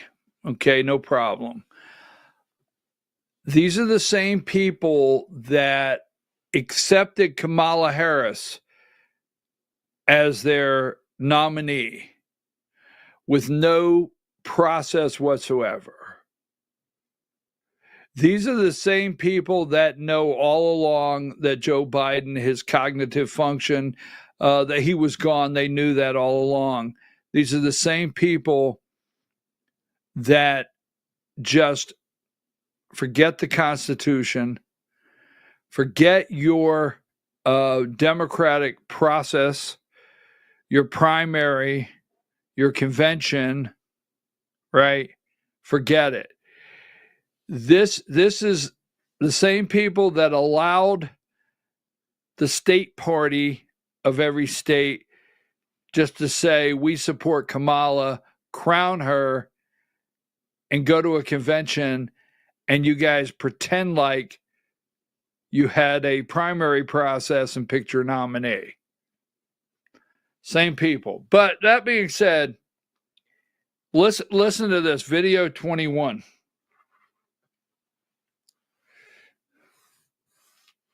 Keep your hands off my body! Protect our democracy! Our rights are in danger! Give us back our Constitution! Protect our parks! Did she yell, keep your hands off my body? Is that what she yelled? So, no kings. Okay. You have lost the last. Okay, remember Biden? I told you this the other day. I said, where's it at? Here it is. Give me 83. U.S. Steel is gone. U.S. Steel is gone, right? It's gone.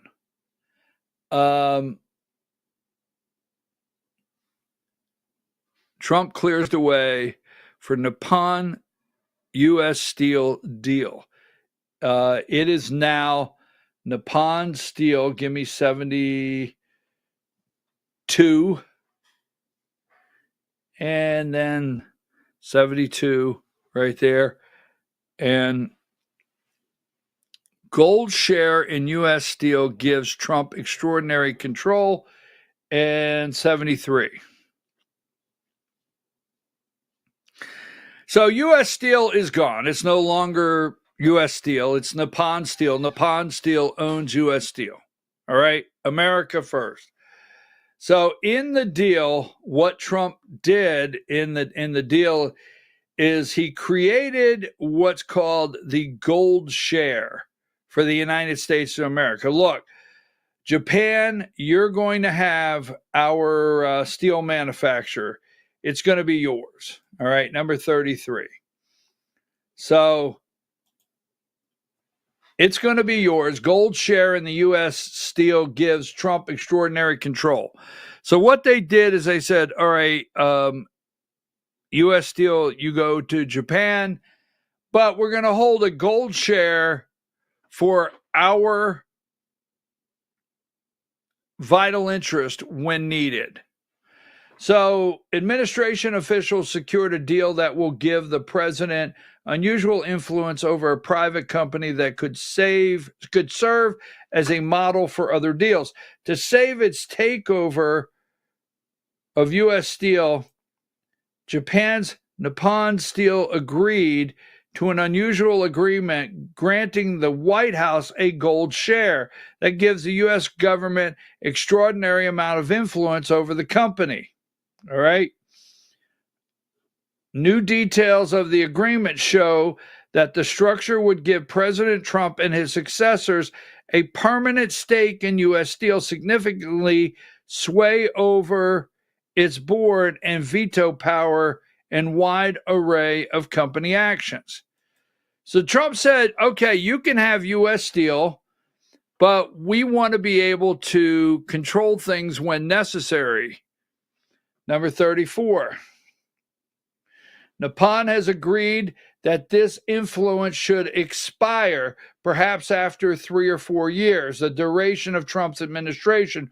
But in the meetings which were held at the Commerce Department, Trump officials led by Commerce Secretary Howard Lutnick insisted that the golden share last perpetually, right? Is that what it is?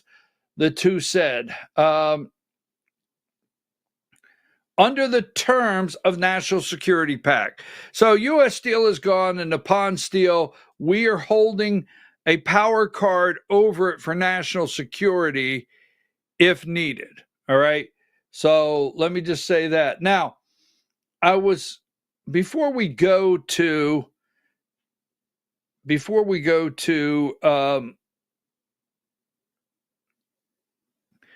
Anthony Oliver, is that his name, and Joe Rogan, before we go to the Georgia Hour,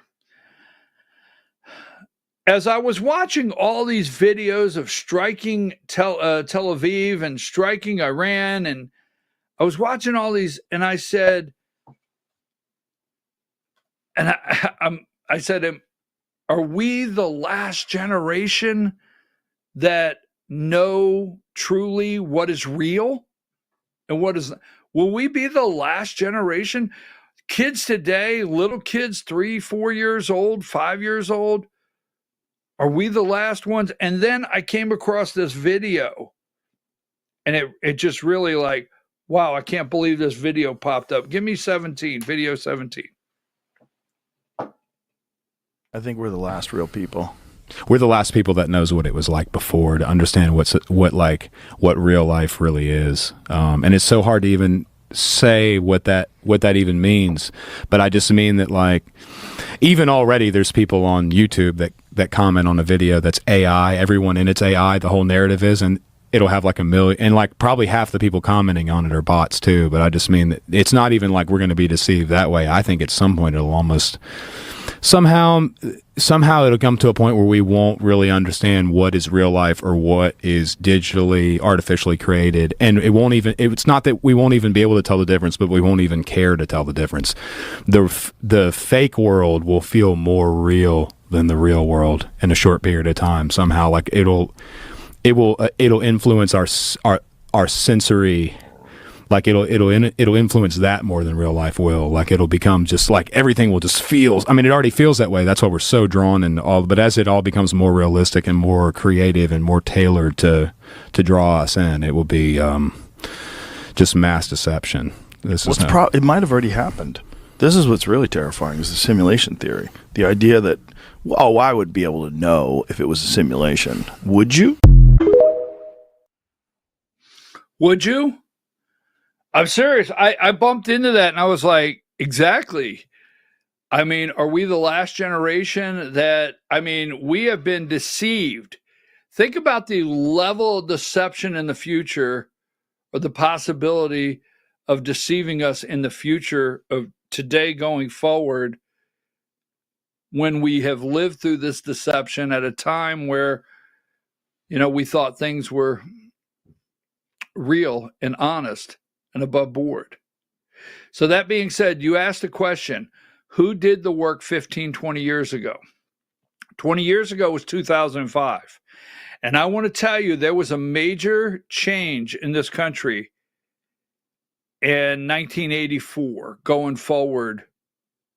Now, before that, this is what I don't understand, and maybe you can help me out with it.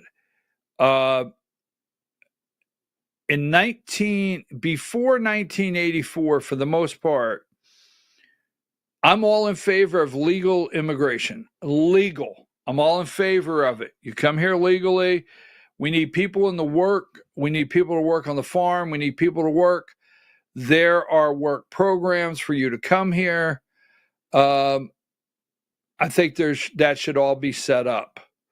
But in 84, things started to shift, and it was illegal. It was better. It's like they knew, keep coming illegally, America will do something about it later.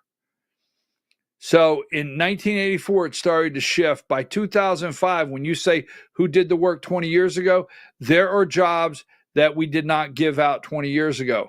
But when it comes to farms, when it comes to the hotel industry, the entertainment industry, as far as the work that needs done,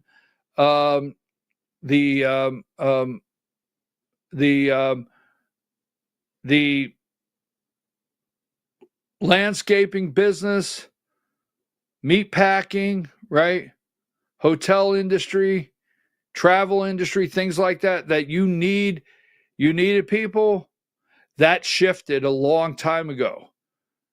And if you're not aware of that, even if I live in an area where a guy said, no, not in my area, but the things that are coming in your area, because of that shift, make it available to bring it into your area what you need.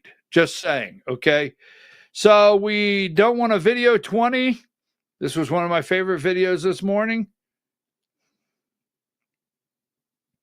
You have a sitting U.S. senator tweeting out such jackassery, right? Like people were... So we'll be back in about 6 minutes with the Georgia Hour. Take a break, Diane.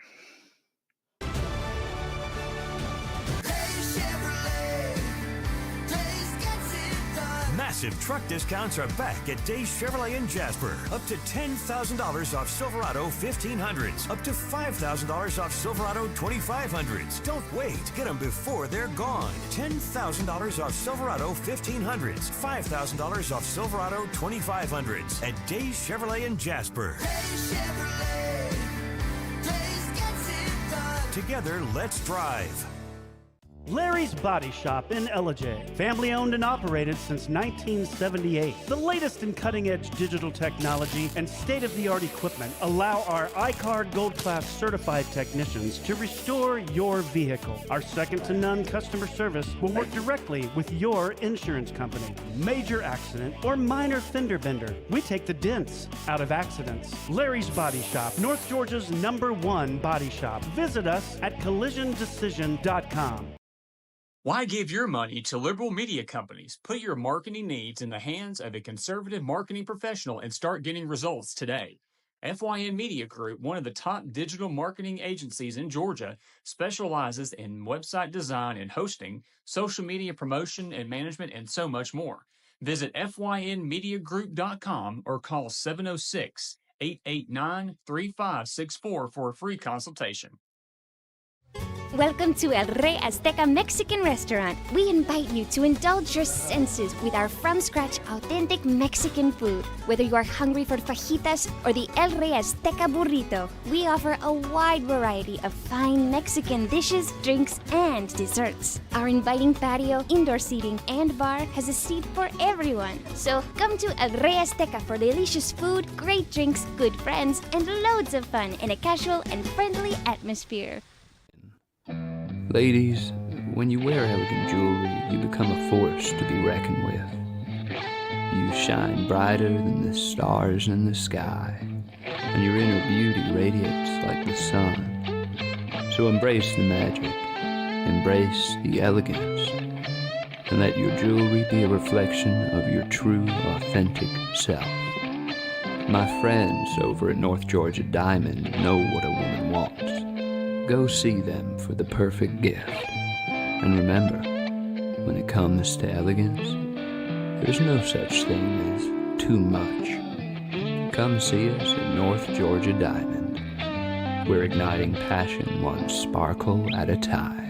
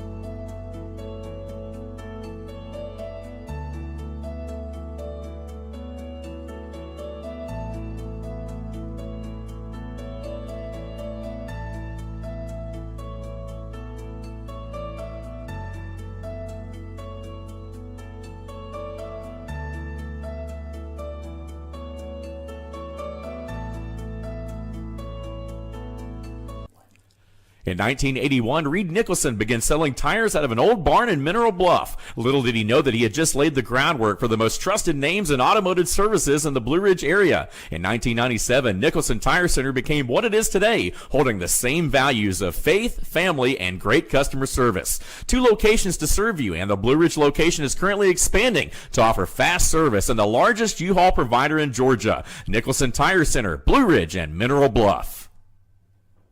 This is a special report. Knowing how to invest your money is harder than ever before. Dealing with stock market volatility, record debt, and terrorist attacks requires new thinking. At U.S. Asset Management, we can help you see the world more clearly so that you can move beyond the chaos and invest with confidence. Call us, visit us online, or drop by our office. U.S. Asset Management, helping you make better decisions with your money. Mesquite Grill, now offering online ordering for your convenience. Check out our new website at mesquitegrillbr.com. That's mesquitegrillbr.com. The great food and service you have come to expect, ready for you when you arrive. Open 7 days a week with a fully stocked bar and friendly service. Bring your furry friends with you and dine on our pet-friendly patio. Also, check out our catering options and let us prepare delicious food for your next event.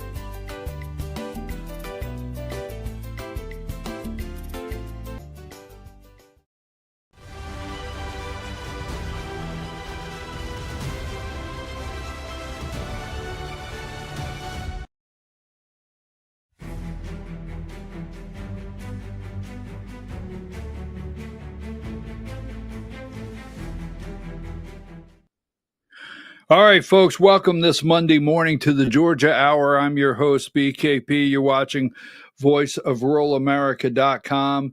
Good morning, Diane. I'm going to come right out of the box with something. I have messages from several people asking me not to support getting rid of your GRA membership. And my answer is clearly no, I will not. I'm not here today to lose a friendship. Many people that are members of the GRA are friends. I'm not here to lose a friendship. I'm really not. I'm not here to attack anyone, but I'm not backing up. First of all, do not fall for that Debbie Dooley's against the GRA. She is not. Okay, she is totally in the tank. Second, I spent years, not just days, years, in many discussions with Alex Johnson. Okay. Now, I'm going to tell you something. I emphatically, I don't know how you can look in the mirror and be a member of the GRA and say you're not happy with what happened last weekend and fall for Alex Johnson's bullshit that the GRA is separate from what happened at the state convention. Now, Alex Johnson went out and wrote an article and said,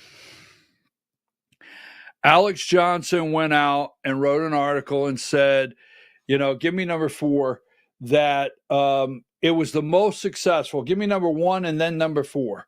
Number 1. Alex Johnson came out and he wrote in all of his years, okay, in all of his years, all right, that he cannot remember a convention as successful as this past convention. So what convention was he at? Now, Alex Johnson knows Robert's Rules of Order. He knows how it works. He just chaired his own convention, his own GRA convention. So there's no way that he went there and he observed what happened, heard things with his own ears, out of his own membership, and wrote that. And there's no way after a survey did he come to realization, well, maybe this happened, but it wasn't the GRA. It's not possible. Don't fall for that bullshit. You got it? I will not.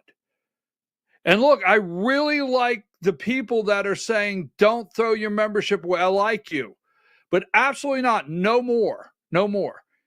Because both of these are members of the GRA, and you are going to wear their emblem. Now, give me number 4. This is the first vice chair. Is he the first vice chair of the GRA? You're going to wear the same badge that man wears? Absolutely not. Absolutely not.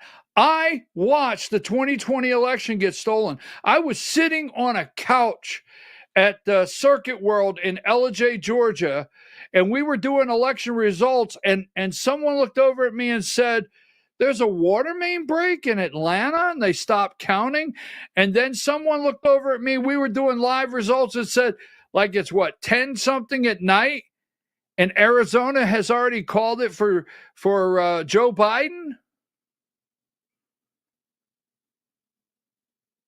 I mean, we didn't have to wait months and months. We knew that night. Right?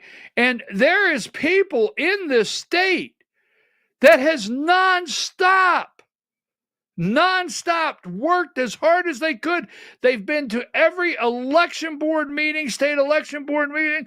They have walked the halls of the Georgia State Capitol and down at the Capitol. They've knocked on doors of lawmaker after lawmaker begging for an investigation. I watched Joe Rossi. I've watched Kevin Moncla.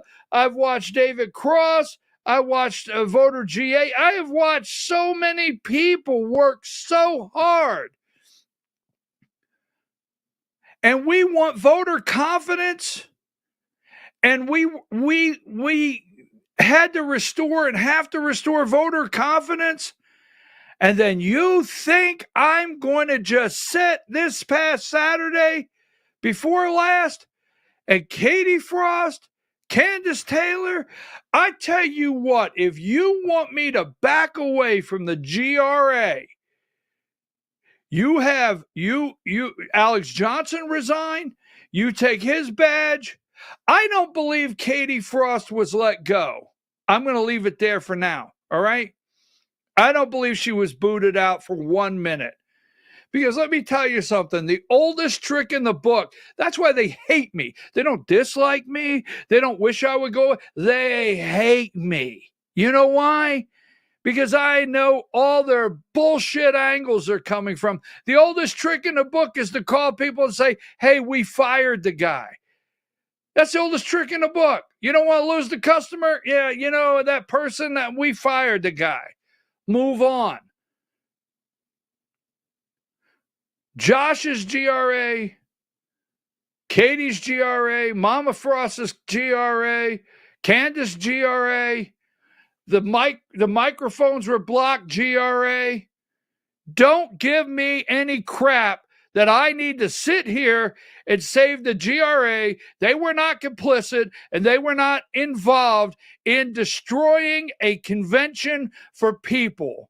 Period. Don't give me that. It's not going to happen, folks. It doesn't matter. I'm not going to personally attack anyone on the show, but you could text me, hey, let's back away from the GRA. Hey, I'm not going to ask the GRA to turn in their, don't do that right now. We have a plan. All right. You know what? You might think you have a plan, and in all due respect, they had a plan. You see what they did? Oh, yeah. No. This guy is a bad person. This guy is a dork. He's a total dork, bad person. All right? They want to control everything. So I don't believe that. So anyhow, no, I mean, give me that. You cannot tell me. Alex Johnson, here you go. Number one, all right? So then here's what happens, right? Now I understand the convention's being contested. And somebody's going to, I know I've already been called a sore loser. Somebody called me the other day and said, so you don't think Josh won the election? And I said, okay, here's where the most of it lies. Maybe Josh won. Maybe. And see, I cannot confirm that. I cannot confirm that those clickers registered properly. I have no way of looking at the data. I cannot confirm that no one was on that computer that switched votes. I can't confirm any of that. Maybe Josh won. Maybe he did. But after 2020, the Republican Party of Georgia, of all places, were supposed to take the maybe out. Right? We were supposed to take we were supposed to install voter confidence, and we went backwards. So Alex Johnson was in the room. You can't write you can't write a big glowing thing of how great it was and then say, oh, by the way, because they did a poll. All right. Now, what I'm telling you is this is not something that I just came to think all of a sudden I don't like the GRA, because I like most of the people in the GRA. I like most of them. But I've had it because look at here, number 35, okay? He puts this out, right? My previous email discussed the convention outcome in a favorable terms. Like if you would have fell for it, if you would have went for it, if you would have accepted it. Based on the responses I've seen to the survey that included which is still accepting responses, you can still make response. However, it seems as if there is a lot of misunderstanding regarding the Georgia GOP state convention from last weekend, and especially the GRA's involvement. So here's what Alex has to do. He's like, we better try to separate the GRA from what happened. This is bad. You can't separate the GRA from what happened. Your chairman's GRA. You never once has the GRA come out and asked about any of the financial, questions concerning the party. The GRA has never pushed back on the party. So don't give me this. I've worked for years. I know Alex Johnson since he ran for GOP chair. I've known him that long. I've known these people for years and have had multiple discussions with them. They are like, they're having an oh crap moment, and they want to separate themselves from what happened and say, oh, it's not really us. Bullshit. As long as there's a Frost with a damn GRA badge, it's you. As long as it's Josh McCoon with a damn GRA badge, it's you. As long as it's Katie Frost with a damn GRA badge, it's you. As long as it's Tim Roberts standing in front of me saying I was first at the microphone with a GRA badge, it's you, damn it. Now don't give me your bullshit. I'm not going to put up with it. I'm serious. Throw that damn GRA badge down and grind it in the ground because they're not going to get any better. They're full of bullshit and they're nothing but a bunch of liars. And they're complicit with these damn criminals and crooks at the GOP. Complicit, period. And I think they are criminals and crooks. I think they are. Boy, wouldn't it be nice to get behind the curtain and see? I'm sorry, this happens to me when people keep trying to feed me a bunch of bullshit, thinking I'm going to fall for it. Oh, yes. The elections are coming up. We're going to change the officers out. Yes, we are. Bullshit. Sorry, Mom, if you're still watching. Sorry out there. I know I got a couple of you that have told me if I'd watch my language, but I'm sorry. Based on the feedback I've received, the process and tactics used at the convention were appalling, both to supporters of Josh McCoon and David Cross. This is true. They were appalling to both. And it was noticeable. I had a late lunch Saturday with a group of friends, and I'm sitting here with this couple, and the lady looks at me and she says, it's the first state convention I ever attended. I was so excited about being a part of this convention, but I know a lie when I hear it. I know a lie when I hear it. Do you know how many people? I mean, Josh McCoon should be a full disgrace. Now, let me tell you something, okay? Who was the guy that chaired it? What's his name? Get his name to me again, the chair.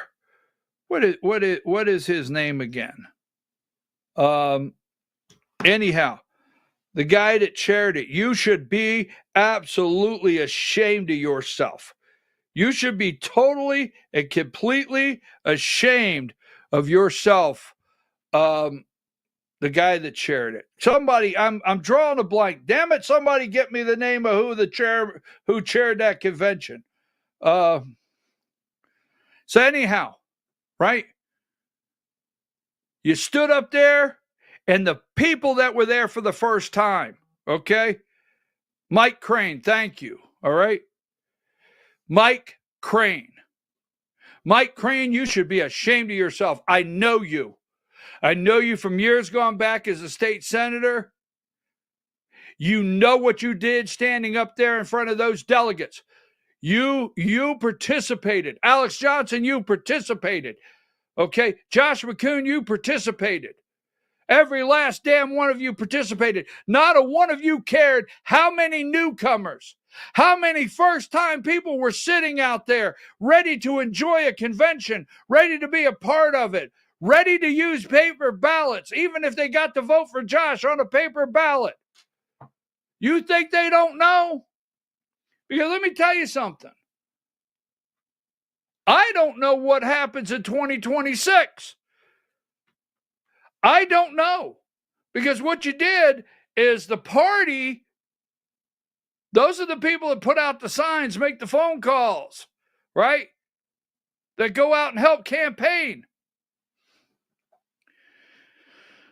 There's no way that shutting down McCoon, there's no way of shutting down debate on convention rules.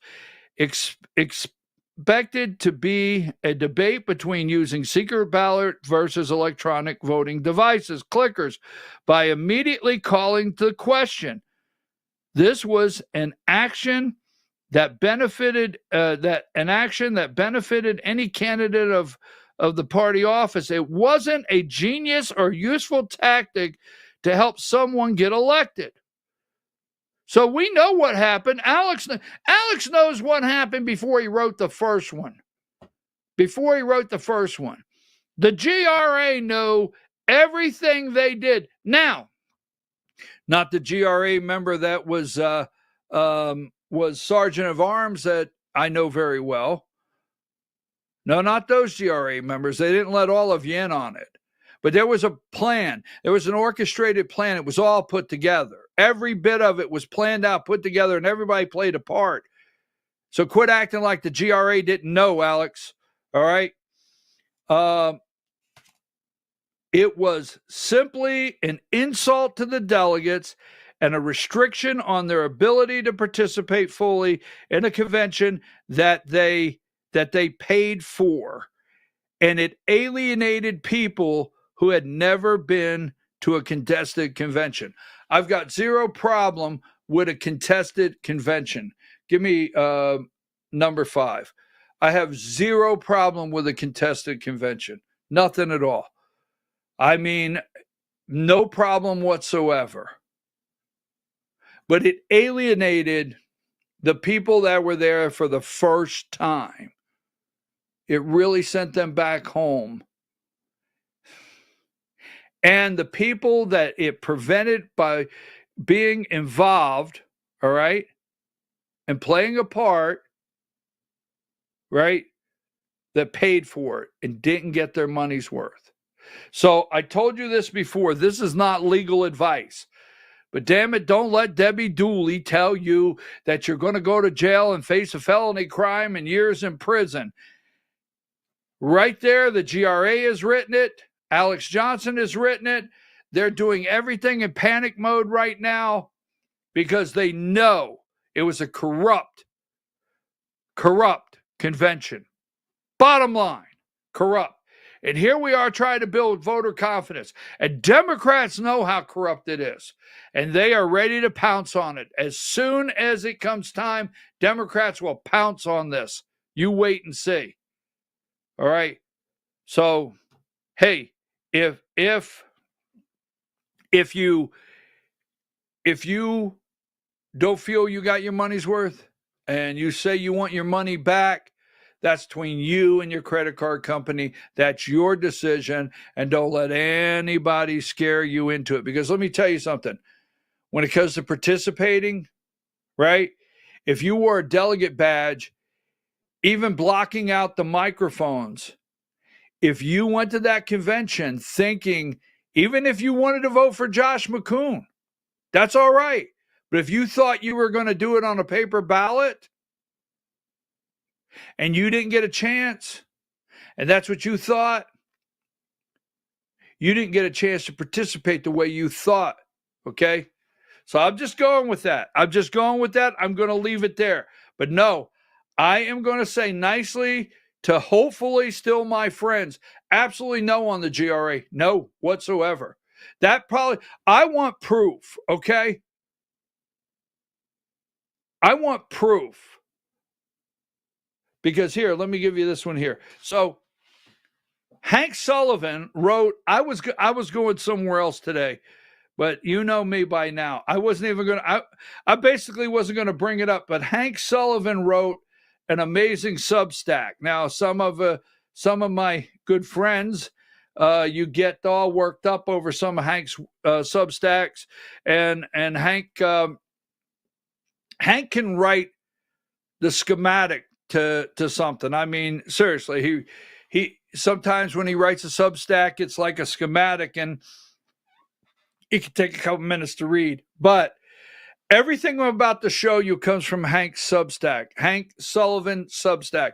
Give me number 89. I just want to give him all the credit for this. GRA goes against its kind. It's exactly right.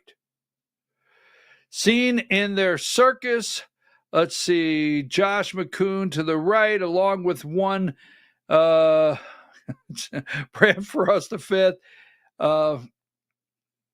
presented first vice chair, president of the Republican Assembly.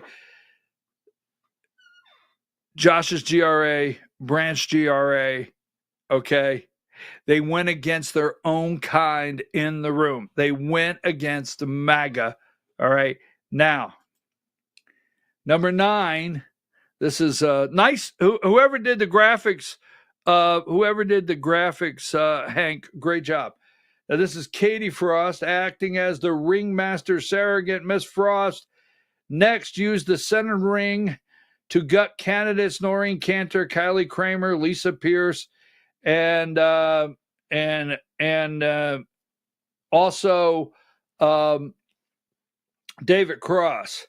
For Mrs. Frost's questionable tactics, however, after numerous complaints and after consulting with Georgia Republican Assembly Alex Johnson, GRA president and spokesman Nathaniel Darnell was forced to issue the following statement. All right. Now, you got to keep in mind, everything they are doing now is trying to save their ass. Everything. Every single thing. You see, they know it in the room. They know it. Alex Johnson knows it in the room. Now, I don't know. He could get upset. But I'm of the opinion that Alex Johnson knew the plan all along because it was all laid out. From Josh to cue ball, what's his name? Travis Bowden. Debbie Dooley, never let Debbie Dooley lead you to believe that she doesn't like the GRA. Never let you lead. Don't believe that for a second. Nathaniel Darnell, this is number 91. I know several of you have reached out regarding this subject after consulting with Alex Johnson and some of our other GRA board members and reviewing videos from last Saturday. I have removed Katie Frost from the GRA for violating our GRA bylaws section, blah, blah, blah. Now, why did they have to review? Why did they have to review? Why did they have to wait for outrage? Why? No outrage? Is this the sacrifice? Now, I'm going to look at you right now. I'm going to ask you a question. Could you get me proof that she's removed from the GRA or just the GRA board? Will you get me proof that Katie Frost was actually removed from the GRA? And if so, why is she removed from the GRA and not Brandt? Okay? Why not Brandt? Because they can't find a rule that Brandt broke, but they know he obstructed your ability to participate in that convention? Why not? So get me proof that Katie Frost has been removed from the GRA and not just the GRA board. Okay? Katie, as the nominating committee chair, had it within her power to delegate to a different member of the nominating committee to be its spokesperson as it concerned 3 races, treasurer, second vice chair, and assistant secretary race, where we had a GRA endorsee, but she chose to take it upon herself to do the speaking. In so doing, she lent her personal reputation to the report. Doing so required her to publicly advocate or encourage the election of a candidate for party office, where said candidate is opposed by a candidate duly endorsed by the GRA. That is where she crossed the line. Katie has also been warned about the rule multiple times. Now, the GRA rule is once you endorse a candidate, the GRA, you can't badmouth them as a fellow member. And Katie Frost did. So when were they going to act? And why did Katie Frost do it? And I understand their rule is to go against. Their rule is to go against. You're not allowed to go against an endorsed GRA member or candidate. But why leave David Cross out as they did? Why leave him out? The attacks she did on David Cross. 92. Here's Brant Frost. We controlled. We. Here you go. We allowed. We. What we are doing is literally politics. The GRA, the group, we. So I just want to say this. I didn't even want to go there today, but in the we factor, right? You will not change my mind. How about that? I'm a very open-minded person, but I have years with this Frost fiasco. And somebody said to me, do you realize how wealthy this family is and what they could do to you? I do not have a dollar sign and a value on where I will turn a blind eye to corrupt activity. One more time. Are you ready? Are you ready? I do not have a dollar value line where I will turn a blind eye to corrupt activity. So, hey, maybe I'm just not aware of what they can do to me, because that's been said to me. You realize what they can. Now, I'm going to be very clear. They themselves have not made any threats towards me. But there's definitely been people that have made statements that, boy, I hope they don't tie back anywhere. One more time, I like saying that. I do not have a dollar value where I hit the ceiling of where I will turn a blind eye to corruption. Got it? Boom. There you go. I don't care who you are. So, that being said, oh, by the way, when it comes to deportation, we want to deport this one, 85, and I got to move on. I don't even know why I got stuck on this. Number 85. All right. Roll Tide, Alabama. We want to send Debbie Dooley's ass back to Alabama. You just get right on over there and cheer for Roll Tide. We're going to deport you. All right. Deport. And if you blink, 84, if you blink, it's the attack dog. Yeah, Roll Tide. Roll your ass right on back to Alabama. Now, I'm for sure she's going to go on there and tell me to roll my ass on back to Pennsylvania or somewhere. I know she will. But Roll Tide, get your ass on out of here. Go back to Alabama. Now, let's see. I had something else here I wanted to show you. Now, I want to go over number 31, and I want to be clear on this. The Catoosa County Republican Party. And I want to say this because it's not that I'm stuck on the convention, but what I want to get clear is, let's say for argument's sake, God knows we don't want to argue. Let's say for argument's sake, it was Josh 1,000 and David Cross 600, for argument's sake. Now, you have to stop and think, all right? Now, I have been in Georgia since late 1999. Late 1999, I've been in Georgia.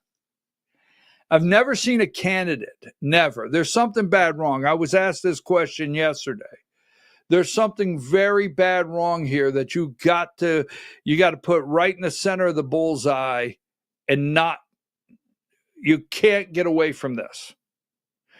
Now, I watched Nathan Deal run for governor as a Republican. I watched Sonny Perdue run for governor. I've watched all the candidates. I watched David Perdue run for Senate. I watched Herschel Walker, the UGA Heisman Trophy National Championship college football god of Georgia, run. And folks, I sit here today and have never seen this much support for one person. Never.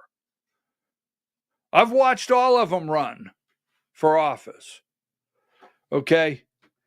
Now, Josh McCoon had 9 Republican congressional members of Congress. Lieutenant governor, one right after another. President Trump, county chairs, district chairs. You name it. I have never, and I mean never, since the day I started politics in Georgia, and I think you know out there how close I have covered politics throughout the years in Georgia. Never have I seen Turning Point, Charlie Kirk, the little Turning Point marionettes, right? Marionettes, the Turning Point marionettes, right?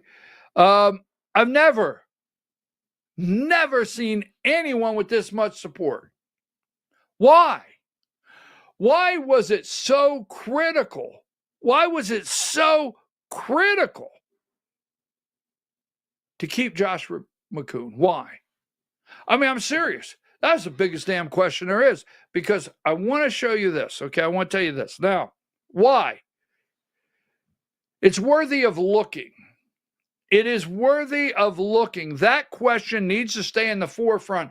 There's something bad wrong. Why? Now, let me tell you something else. See, I live in a county that's votes, let's just say 82% Republican, right? Now, 60-40. Let's go with 60-40, right? If that's the number, 60-40. Now, you had rigged election from the beginning. Rigged election. You got to put all these down on the whiteboard. You had candidates that were not allowed on the ballot. That had to basically be a threat to go to court, and a push from 3rd District Chair, Congressional Congressman Brian Jack. Think about that story. Then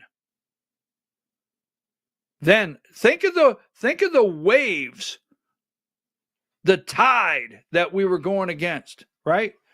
The gravitational pull, all the above. So that's first. Second, an NDA, a 9-page NDA, which they knew that would stop them from communicating. And they knew, I know what you're going to say. Well, Lori won and she didn't have it. Okay. All right. You said it. Done. They knew that 9-page NDA would stop several people from signing it. So you have David Cross, Lisa Pierce. We're going to stay on the chairman right now, but you have these people. They can't communicate with who? The new delegates, because that's the new ones on the list from the old one. So they stopped it there, right? Mike Whatley comes to town to the 9th District dinner. And basically, we know that Josh started begging him, hey, get in touch with President Trump, get me the endorsement, right? So he gets all these endorsements from the president on down. Then he rigs all the committees, rules, nominating. He rigs every single committee and stacks all of them. You with me? He stacks all of the committees. Then he puts a chairman up there that he stacks exactly the way he wants. And then they have a game plan to shut you down out there, to shut you down. So you have to use a clicker and trust software that your vote counted. I mean, they did everything. And with all of that, if the vote was accurate, which I don't trust it, if it was accurate, Davis still comes up with 40% of the vote. Are you picking up what I'm laying down? 40% went against every one of the headwinds. It still said, I want David Cross. Now, think about it. You see, with everything from beginning manipulation to rigging to getting the president, getting the 9 congressional, getting all the endorsements, with the exception of Brian Kemp's. There's a reason he didn't get Brian Kemp's. We know that, right? We know what's getting ready to happen. All that rigging all of the committees, and then setting up the perfect steal inside the convention with the microphones and the GRA and Katie Frost and Mike Crane, he should have won like 82-18. It should have been like 82-18, but still it wasn't. So let me just tell you something. There's a lot we got to think about going into 2026 of what kind of groundwork. I mean, he had the marionettes working for him. He had Turning Point Action working for him. I've never, in all my years, 25 years of politics in Georgia, seen a candidate that they needed back in so bad. For what reason? Brian Kemp. Brian Kemp told him he would be in, and he was in. Brian Kemp didn't endorse him because, that would have been the icing on the cake for David Frost. There may have been no stopping. It may have been too big to rig if Kemp would have endorsed. So let me just say this. You got to pay attention to everything that happened. Now,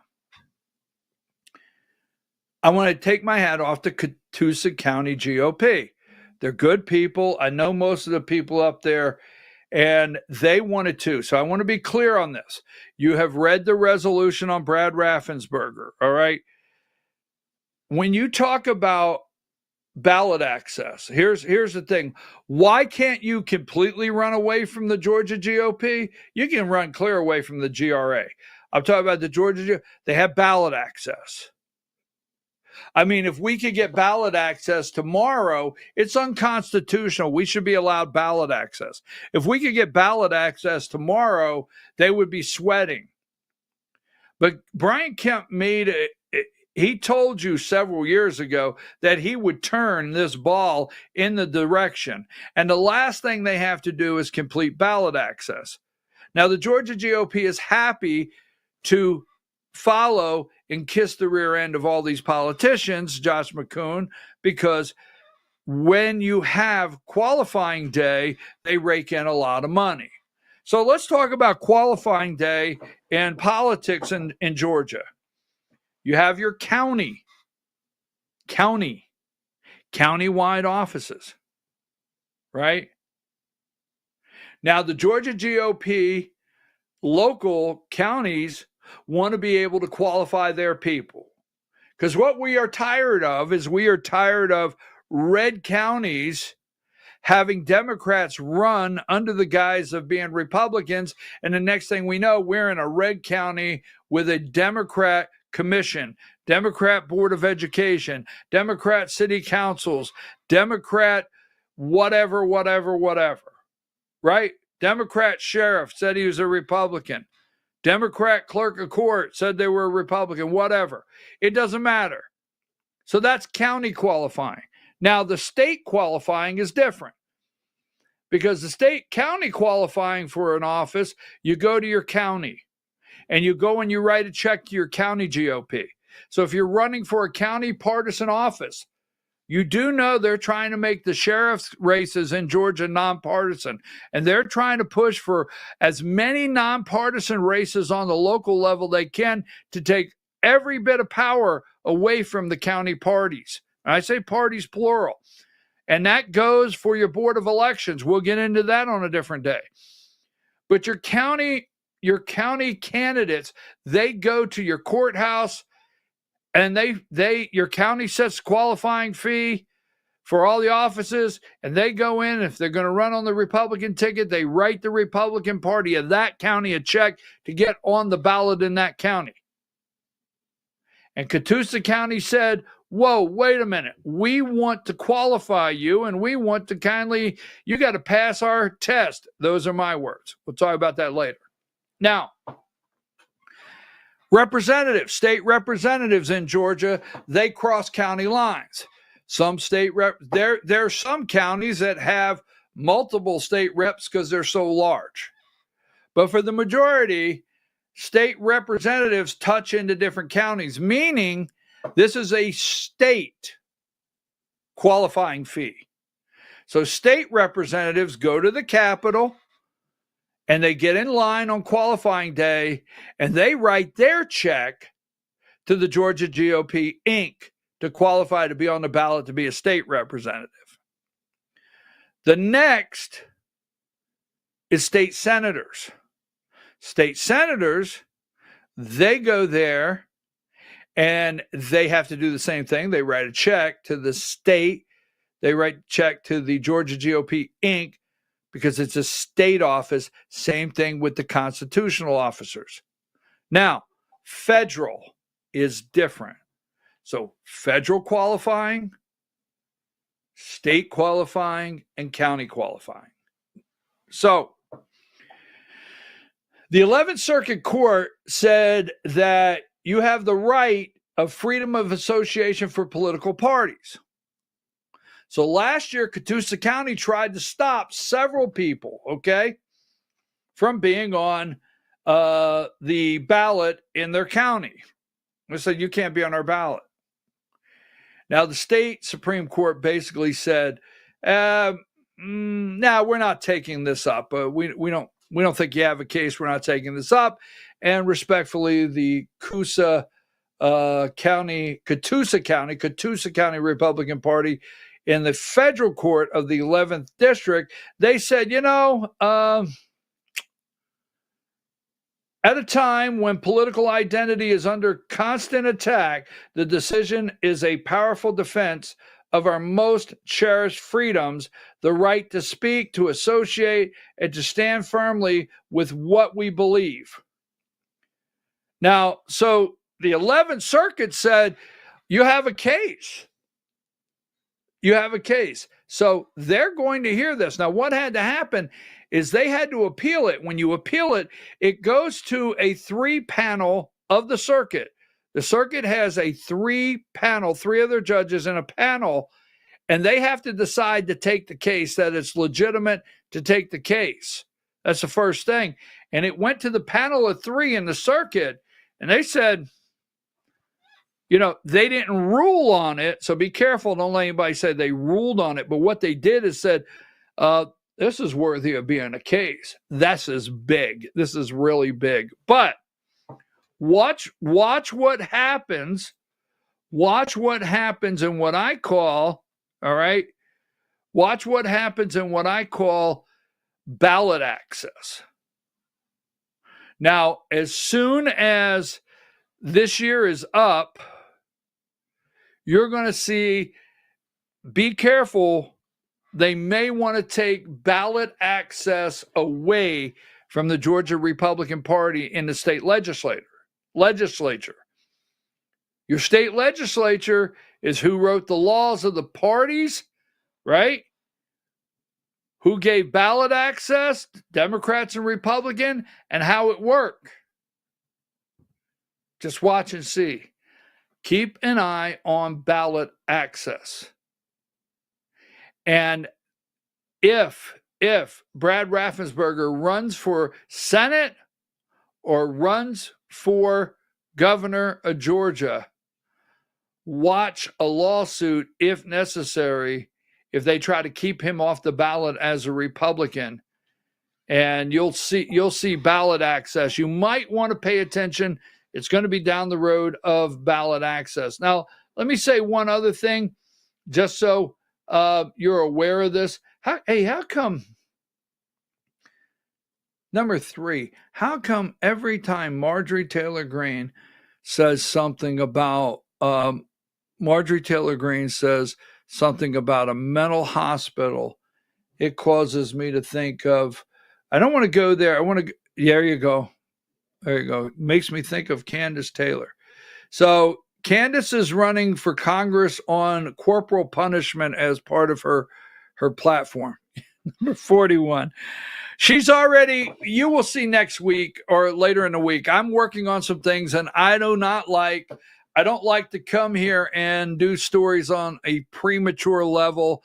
I'm working on some things in the 1st District right now, and I'm getting ready to tell you some things that are going to happen soon in the state of Georgia. But Candace is running on, I believe in corporal punishment. All right. she's imploding. If you go and look at some of her Facebook posts, Candace is imploding. How long do you give her to totally go off the rails? Totally. Just go read her stuff. I'm not saying anything. Read this, read her Facebook post. She is so upset that people are getting in the race. Now, I am of the belief, I cannot say I know this for a fact, but considering what Candace has, did to me, right? According to what she did to me, and the way she participated in removing me, removing me, I think it's pretty obvious I think she was promised support. I think she was, by the Georgia GOP Inc. And Candace is slowly but surely, like, there's people getting in the race for 1st District. And I think maybe a month before Candace realizes, or it just really, she explodes over, I thought all you guys were going to support me. You'll see that in the next month.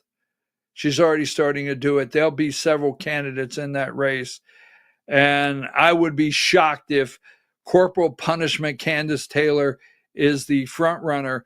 The Republican Party cannot have her as the Republican nominee in the 1st District on the ballot in the general election. They can't have it, and they all know it. So take that down. Now, I've got a couple more minutes. In the next 3 weeks, is that all right? And then in the next month, everything's going to start falling into place. Burt Jones will announce, my understanding, in July. I don't know. I mean, we got a couple weeks left here in June if something happens. But I understand 4th of July, after 4th of July, that maybe even Donald Trump comes to Georgia to help him kick this off. They're working on it. But what's Marjorie Taylor Greene going to do? Now, that is a low percent that she's going to run for governor, even though Sally Grubbs doesn't think she could win. But she has still left that governor's race open. MTG has. But when Burt Jones announces for governor, and I think it's going to be right after 4th of July, somewhere in that July area, of my opinion, probably after he gets home from the Virgin Islands or wherever they have private property and their jet skis, and he's done with the summer. I don't know. We'll see. But when he announces he's running for governor, everything's going to start. You're going to start. We have like 3 lieutenant governor candidates now, 2 attorney general. And I find it interesting. Don't you find it interesting? We have no Secretary of State in Georgia. Candidates have announced no Secretary of State candidates yet. Do you know of one that has publicly announced Secretary of State? So as these people, Blake Tillery, Steve Gooch, if Greg Dolezal, John F. Kennedy down there in the Senate, as everyone starts announcing, it opens up state Senate, state House. So we're going to have a lot of work to do here in the next couple weeks, and we will do that in the Georgia Hour. We'll work on every district. So if you know people that are going to run, if you're hearing things about people, put our information up there, Diane, because we got to close here in a minute. If you know of people that are going to run in a district, they're thinking about running, you've heard they're going to run, contact us. You got a number, text me, email me, okay? Don't forget, get in touch with us because it's really going to break open. I did some, I want to show you this, 39. I did a little rearranging of the studio. This is my corner over here, right here, my corner, as you can see, right there. And then give me number 40. This is, I rearranged the corner How you like that? Thank you very much, Diane. I appreciate you for that. Those are really big posters. They're almost 4 foot tall by 3 foot wide. So I have a couple more, and I have to redesign. I have to redesign the studio for some more posters because I want to put them up. So thank you very much. We're going to leave. And before we do, let me make sure, double check what I might have here. Gainesville 86, No Kings 87 and 88. This was sent to me from over at Gainesville Saturday, Gainesville, Georgia. They say there was 1,500 people there, 86, 87, and 88. The No Kings rally. I went to a No Kings rally, Diane. I did. I went to a No Kings rally. It was Saturday before last in Dalton, and it was the Georgia Republican Party, Inc. No Kings. And we are asking for Debbie Dooley to be deported, number 85. We are asking for her to be deported. And 84, there's the attack dog. Roll your tied ass right back. And here's the circus, number 89, the Marionettes, right? Turning Point USA. Do you get what I'm saying? The Marionettes, the Turning Point USA. Folks, something bad wrong. Turning Point USA, a dozen paid operatives in here. Trump endorsement that really didn't come from Donald Trump. I don't care how mad that makes you. Congressional endorsements. Brian Kemp's silent endorsement. Wow. Interesting. All right. We'll see you tomorrow morning. Diane has to be somewhere, so I cannot be late. I promised her I would not be late today, so we will see you tomorrow morning, 8 a.m. I am a no on the GRA tomorrow morning.